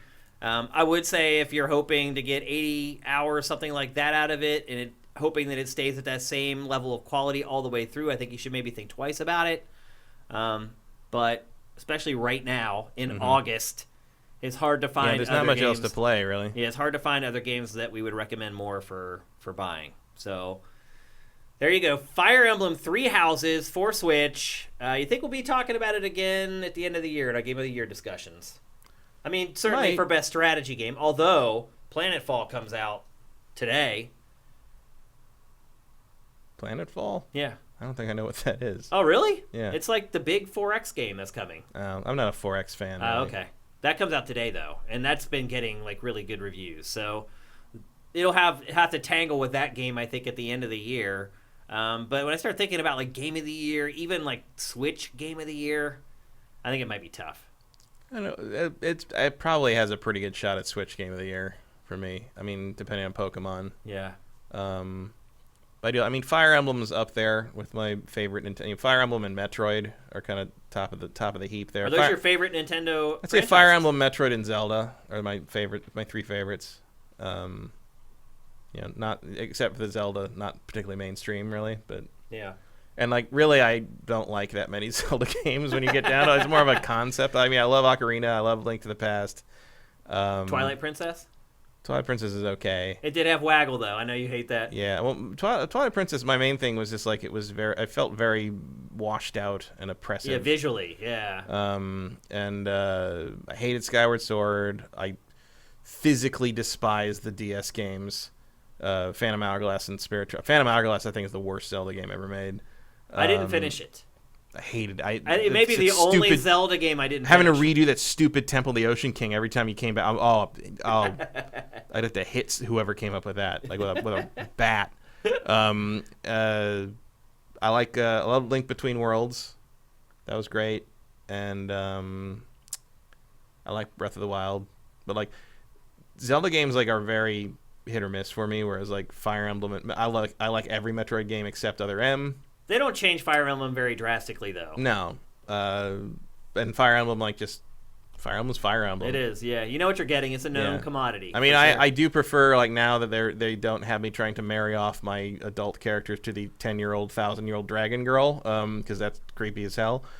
Because trying to get all your characters to breed properly and give you the right class of creature, and then the kid goes through a time loop and comes back as an adult so they can fight alongside you. Bizarre. There's some bizarre stuff. They got rid of a lot of that in this one, and I think it's better that I still haven't had any romance. Romance options. There are no romance options except for your main character. Okay. Your main character is the only one that can get to S rank with anyone for a relationship. Okay. But they don't seal the deal or anything.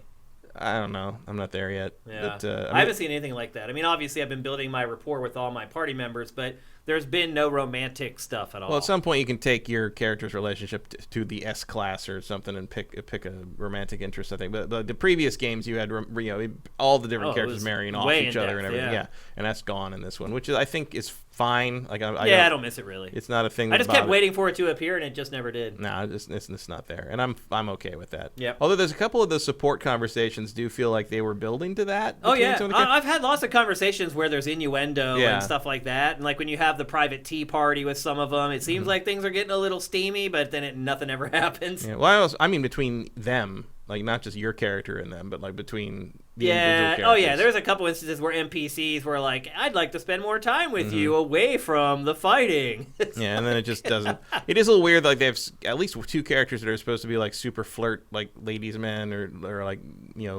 men's women kind of thing. But like nothing ever happens. Nope. But, yeah. So. No making babies in Fire Emblem 3 Houses. I mean, they're all like 20. Like they're too young. Although in medieval times they wouldn't have been too young, but right. They got plans. They've been geriatric in medieval. They got stuff to do. All right, that's it for Fire Emblem 3 Houses. Like I said, maybe we'll get back to that Game of the Year discussions at the end of the year, but I don't know. For me, that might be tough. For Matt, maybe not so much. But it's a great game. I just feel like it loses steam eventually, unfortunately. So it's time for our trailer of the week. For those of you who know GameFace, that also means it's time to get your questions into the chat. And I just saw out of the corner of my eye, W. Matthew fire off his question. He knows what he's doing. Anyway, this is your chance to get questions into the chat that we'll answer right after the trailer of the week. The trailer of the week is actually for what really is probably the biggest story in games this week, which is Fortnite just launched Season X. They're not calling it 10, they're calling it Season X. And as much as we don't care about Fortnite, if you really think about it, it's probably the biggest story in games this week, other than the Fortnite esports tournament where dude won $3 million. But Fortnite Season X is here, and here's the launch trailer. Let's roll it.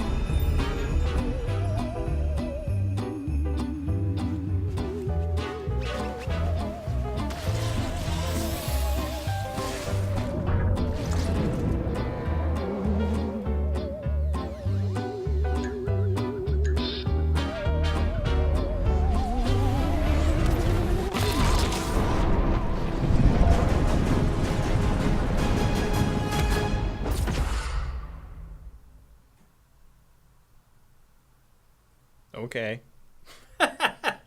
Yeah. Feeling the urge to get away from it all? I think we care the least or for about months at a time? Fortnite Immerse of any podcast in the world. Maybe. We just really don't care. I think Joe Rogan might care less. Yeah, that's true. There is one person. Thanks to everybody who subscribed via Twitch Prime during the stream. I see the one Geo here at the end. I saw a couple people at the top of the show subscribing via Twitch Prime, but unfortunately the chat from the beginning part of the show is gone on my iPad, so I can't call you guys out by name, but thank you guys very much. Let's get to some questions here. Shelburne with a note. GDPR violation maximum fine is $20 million. What does that mean? For the privacy breach. Oh, so that's the most that they could ever... That's nothing. Per violation. Oh, per violation. Like, that would be per person. Oh, gosh. Wow. That could break a company, that's for sure. Could. Absolutely. Let's get to the bottom here for some questions. We'll take W. Matthew first, as always. Given From Software's popularity since the Souls games, what was your first exposure to From? For me, it was Lost Kingdoms, a pretty good action card-based RPG. Yeah, I remember Lost Kingdoms. Yeah, that was a GameCube game, right? Yep. Yeah. My first From Software game, I think, would have been the first Armored Core Yeah, me too. on PS1. Yeah, I mean, that was its first kind of hit in the West. Yeah. And I'd use the word hit very loosely when I say that. I mean, they made like 20 of them, so Yeah. it found an audience. It at the certainly very least. did. And I have all. I mean, I think most people probably would give that answer. Yeah. Well, I mean, most people like us. I mean, Our I'm sure, age, that, yeah, I'm sure there's a lot of people who have never even touched an Armored Core game. Yeah. Because how long has it been since there's been a new one? Early 360, I What think. was it, Armored Core? Yeah, it's Armored Core 5. Oh. And I think one more. Did From do that other mech battle game? They did not do Chrome Hounds, no. I don't okay. think so. Okay. That was Sega that published that, right? Yeah. If I remember correctly. It's weird the stuff that you do and don't remember after all these years and all these games. The stuff that you actually retain and what you don't. Justin Horman, question from someone who had to leave chat early. User Roger Strom, it looks like. Game streaming equals wife minus acceptable solved. I don't get this question at all. Game streaming equals wife minus acceptable solved? No more boxes and cables cluttering around the TVs. I think this is an overlooked big deal. Now what's your take on it? I guess he's saying game streaming. Oh, he means. I get it now. He means if the streaming games means like Your wife will be happy. Be happy because you don't have cables everywhere. Happy wife, happy life. I will still have cables because I rent, so I cannot run like my speaker wires through the walls or the ceiling. So my surround sound speaker wire has to go on the ground from my TV, under the coffee table, under the couch, and then back to the speakers behind me. And I have to basically lay a carpet down on top of carpet to cover up those wires. I could get wireless, but they'll sound like crap. Like I have really good satellite speakers. So I'm always going to have cables, but he is right. Like especially when you start talking about having your TV mounted on a wall and not wanting to have like an entertainment center underneath with a bunch of consoles and other gear in it. Like a lot of houses are kind of cutting back on all that kind of clutter. So, and my wife hates that we have that carpet in our living room and I've got the wires running. She just mentioned it the other day, actually. She despises it. So, Well, Stadia is not going to get rid of those. no, yeah, that's what I'm saying. Streaming won't change that for me at all. No, I don't think it's a factor to any great degree. Like it's, who cares? Like I'm pretty sure Stadia is targeted directly at China, because China no one's really made any inroads in console gaming in China because there's like estimated 200 million people that are a potential audience there, and they can't touch them because bootlegging and piracy is so bad, and you can't import the hardware and the hardware.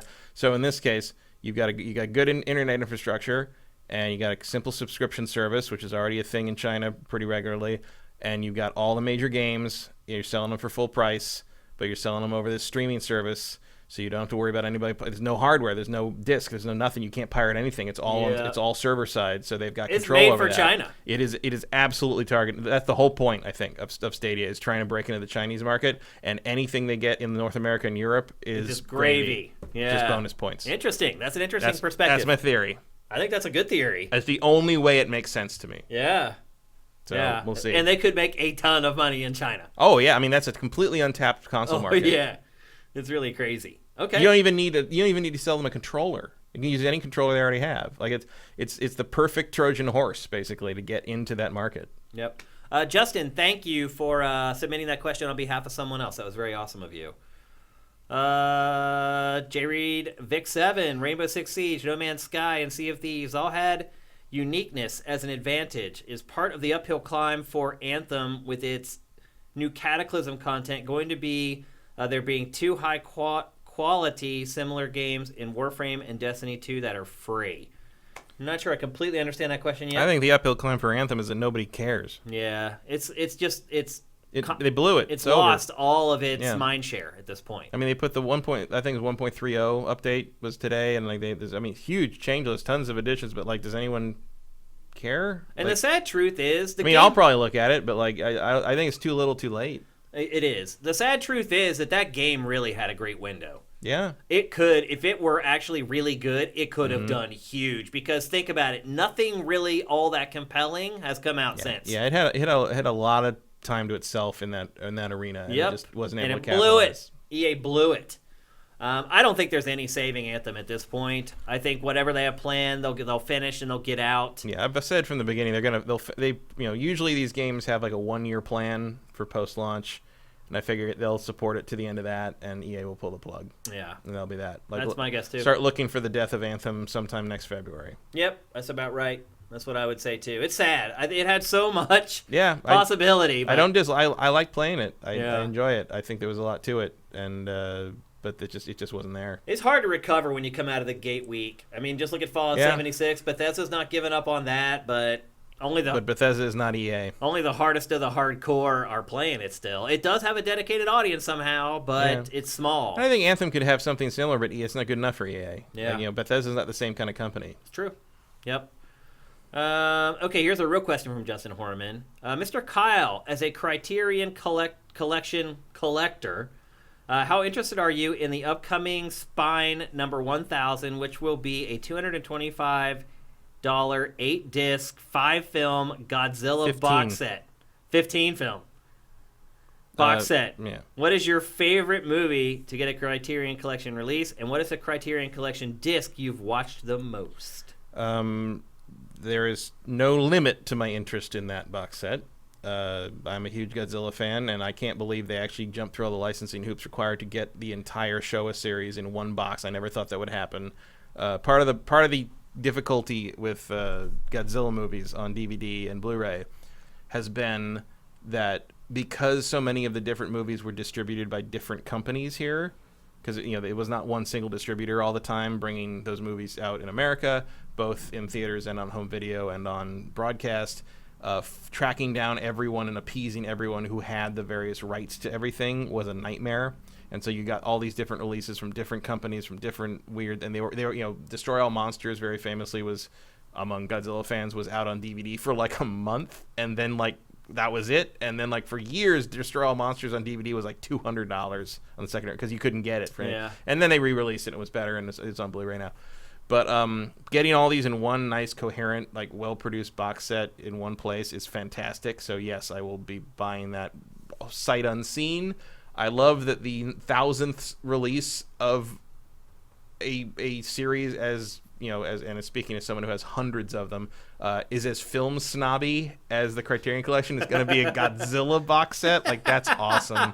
That is a bit of a juxtaposition there. Because there's a nice little moment of, like, because it's like Criterion saying, oh my God, Armageddon has a Criterion release. Yeah, it was part of the contract. Sorry, it's not like, I don't like Armageddon either, but sorry, it's not highfalutin enough for you. Is my favorite Criterion release or whatever? God, I don't know if I could narrow that down. How many are there? Well, there's about to be 1,000. Godzilla's Spine number 1,000. 1,000. That's what that means. Okay. Yeah, they number each one. So like it's not always the same. So like it's like there's box sets where the box is a number and then each disc in the box is another number. So like that box set covers like a bunch of different numbers. Okay. This is the box set for Godzilla is number 1,000. And that's it. It doesn't have multiple numbers inside it. I don't know. It might be like 1,001 to 1,015. I don't know if they still do that because I haven't really kept up with the collect. Because for a while there they got a little weird. They got a little I collected pretty regularly up. I collected everything up through about 400. And then after that, they got a little, I felt like you covered sort of the basics of like film history with most of that stuff. You got most of the Kurosawa, honestly, the Kurosawa stuff is probably what I've watched the most. It doesn't really get better than Throne of Blood and Ran. I love those movies a lot. And The Killer. I do watch The Killer pretty often, John Woo, to remember when John Woo was really good. Yeah. Talk about a career that's just fell off a cliff. But I kind of got out of it for a while because for a while it felt like Criterion was sort of like just, we're going to release the most obscure things you've never heard of. And I'm like, well, for $40 a disc, I'm going to need to have heard of it. I'm not just taking a shot at that. But I did subscribe to the Criterion channel now, and like that's really good. How much is that a month? I can't remember. I think it's like I paid for a whole year. And I think it was like $100 for the year. Steep. Well, if you watch enough black and white shit, they're not. I guess the thing is like, you don't realize until you go looking for them that like Netflix and the other mainstream streaming services are terrible for classic films, for anything that isn't a current release or an original production. So if you want to see like classic films like done up the right way, you got to subscribe to Criterion.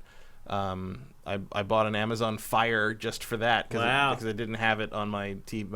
And didn't have a. Did you just buy a Fire Stick or did you Fire buy Stick? Yeah. It's just like the thing I stick it in the USB port. I stick it in the same USB hub that I plug my or the same thing I plug into my Switch to get it to the switcher up to get to the entertainment switcher, system, and that's it. It's very easy. Yeah, it's just an HDMI thing. Gotcha. But yeah, I'm very excited. I did not expect that to ever happen. Like the Godzilla movies would be collected like that in a nice box set with all the original art and all this stuff. If you haven't seen it, look it up. It's great. It's a pop art masterpiece what they're putting out. Okay, our next question is from maybe the best username on all of Twitch. The Boomafoo with Crack Bros. Will Breath of the Wild 2 make Breath of the Wild obsolete? I hope so. I hope it does. Yeah. I really hope it does. Because Breath of the Wild, to me, could, with just a few tweaks, could have been the game that everybody else said that it was. Mm-hmm. It didn't need a lot of changes or evolution to really make it as good as the review score suggests that it is. So, yes, I hope absolutely that it does. Yeah. To me, Breath of the Wild is pretty much like a tech demo. Yeah. For we figured it out, people. Hey, look, it's an open world, overworld that feels like Zelda. Yeah. Great. Now put a Zelda game in it. Yeah, now make it fun. So you got to add a story that has more memorable moments than just the time Zelda crawled around and Link stared at her ass for half a minute. And you need to add, dungeons. Yeah. Like, make it a Zelda game. I think that's a given at this point. Yeah. I also expect, I think it's going to be co-op. Yeah, probably so. One can play as Zelda, one can play as Link. Probably so. I think it's going to, and I think Zelda and Link are going to play differently.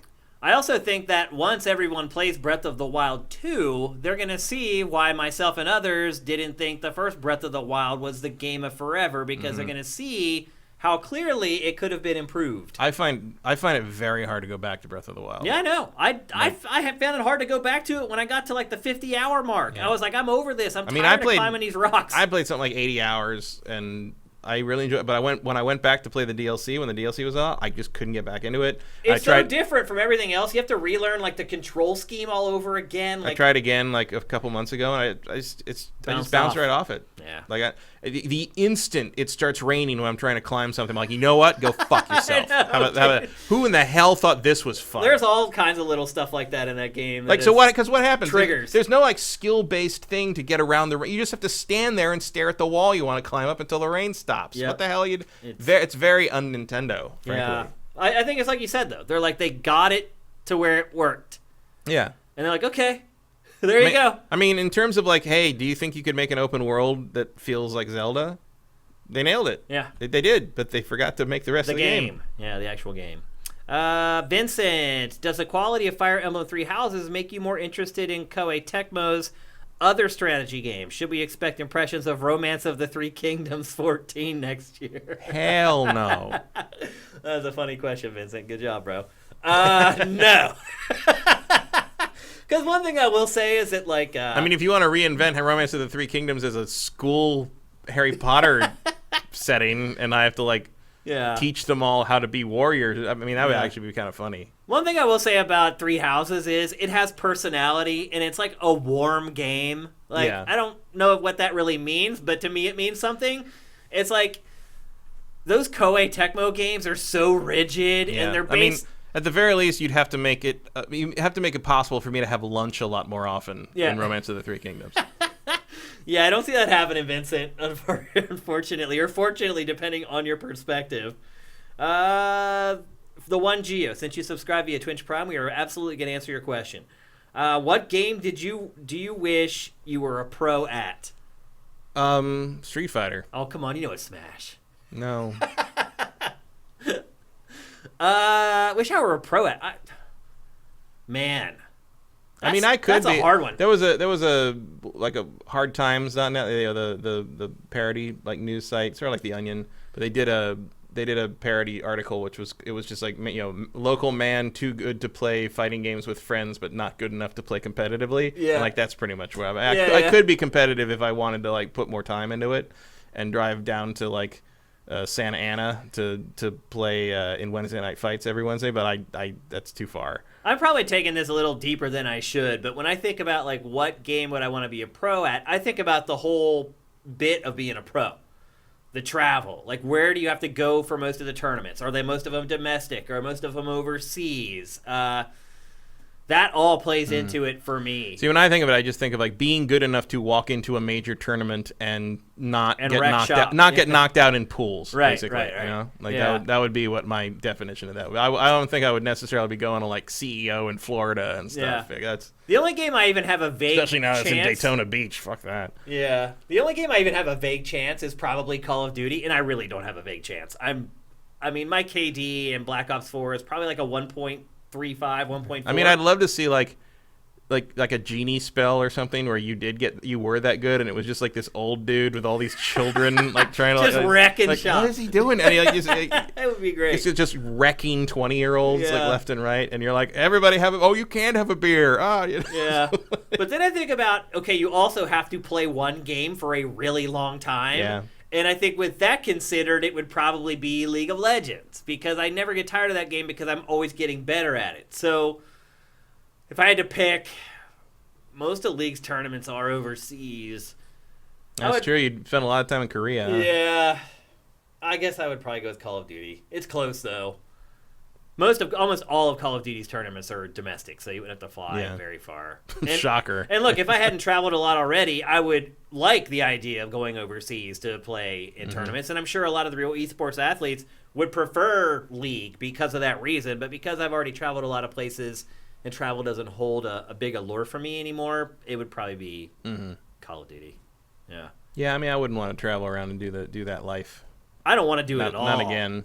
At all. Like, I have no interest. Like, if someone's like, hey, we'll make you an esports athlete today and we'll pay you $10,000 a month, but you're going to travel all month, I wouldn't take the job. Probably not. I mean, especially like the idea of going like somewhere like that far, going to South Korea and then having to play in something that high pressure, jet lagged. Oh, yeah. Imagine that. I didn't even think about that, actually. I wonder how early those guys, because some of these teams are just scraping by. Although, I mean, I doubt they're bringing them in a week before a tournament somewhere. I mean, to be fair, it's easier going there. It is. It's coming harder. back. It's harder here is the going hard east. Part. Yeah. So yeah, really, the guys, the real heroes are the guys who come from Japan and Korea to play at EVO.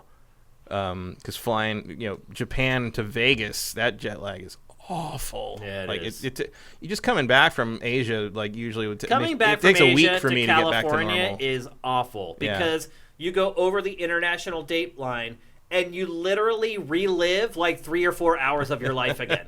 The first time that happened to me, I was like, so if I just keep flying in that direction, will I never get old? No. That's not how it works, Shane. Not unless you hit the speed of light. Yeah, but I mean, seriously, you go back in time when you fly from Japan into LA. It's like you'll leave Japan at like 9 a.m. on Monday morning, and when you land, it's like 7:30 a.m. Monday morning in Los Angeles. It's crazy. The first time you do it, it takes a while to get over it. Well, actually, it never gets easier coming back. No, well, especially when back in the day when we have to come back, it was like, okay, you landed, and now you got to make a show. Out of all the stuff we brought back, and G4 was cheap, so we didn't have any time to get over jet lag. We were out in the streets the next day shooting generally. Oh yeah, and there was like I remember it came back from one of them. I think it was 2007. I got really sick in Japan. I remember that actually. Something with a fever and all this. It was crazy.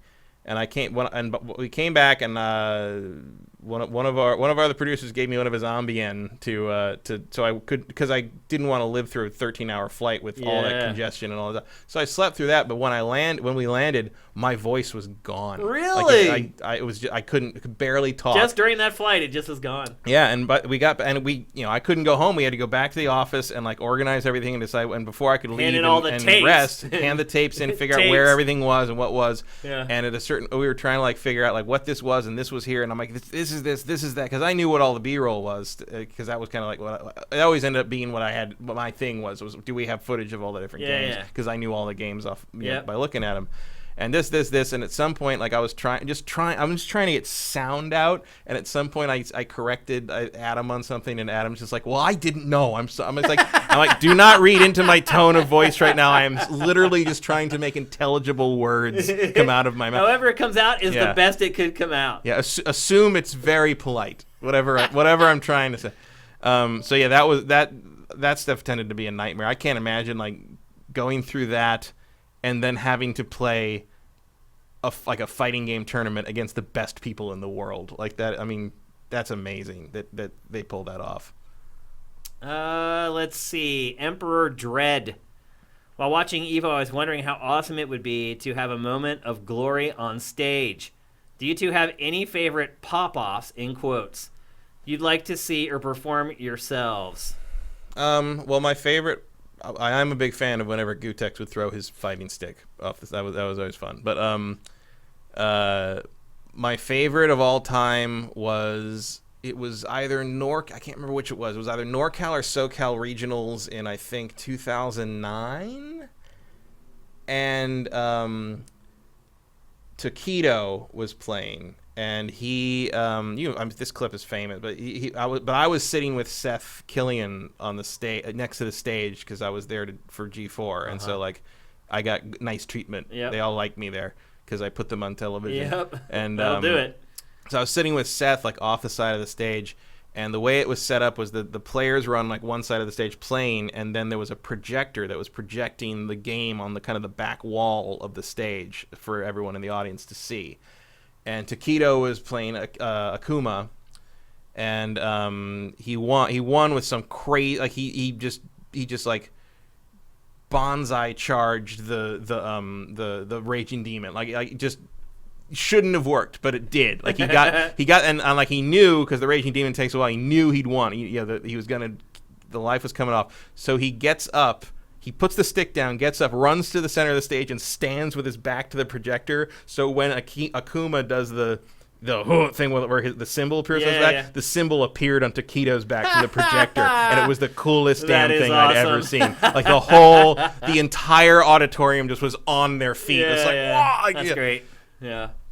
And then I think Seth said something like we all sat down, and Seth was just like, I feel so bad for the other guy, because Seth is a good man, and he thinks of that. He thinks of that kind of thing. When you do something like that, you don't feel bad for the other guy, because it wasn't to rub it in their face. It was just he thought he knew he did it. He knew he could do it. He knew he could get there in time, and it was going to be awesome. And he did it. It was not about the other person. Yeah. It was not about the opponent. It was just like, hey, this particular setup of events, I can make this happen. Yep. So that was amazing. Yeah, that was a great story. That was the coolest thing ever. I got to see that in person, because like he got up and we're just like, what is he do? Oh my god! It's just like the slow dawning realization of what was happening. It was great. Yep. All right, one more question. We'll take it from DanBoy90. Now that we are halfway through the year, do you think you have played the game of the year yet, or is it still to come? I hope it's still to come. Me too. Even my favorite stuff has not been really on the level of I usually think of game of the year stuff. I think you can look at my fantasy team and see that clear as day. Definitely this year, the games that have come out this year have been just overall a little bit disappointing. Mm-hmm. To me, there is no clear-cut game of the year candidate right now. Not right now, no. I mean, Resident Evil 2 is one of the best games I've played this year, and there's no way in hell I'm giving game of the year to a remake, so something better come along. My favorite so far, I think, has been A Plague Tale. Yeah. And God help me if that's the best game I play this year, because I like that game a lot, but it is not in the echelon that I usually think of as my game of the year. That's kind of where we're at. We're seeing the winding down of the generation. I got a lot of hopes pinned on Pokemon and Star Wars Jedi Fallen Order. There's still some good stuff to come. Yeah, I mean, the year's not done by any stretch of the imagination. Yep.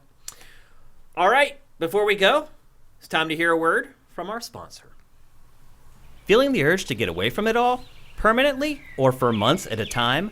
Immerse yourself in the best Montana has to offer on 320 acres of remote, heavily forested property.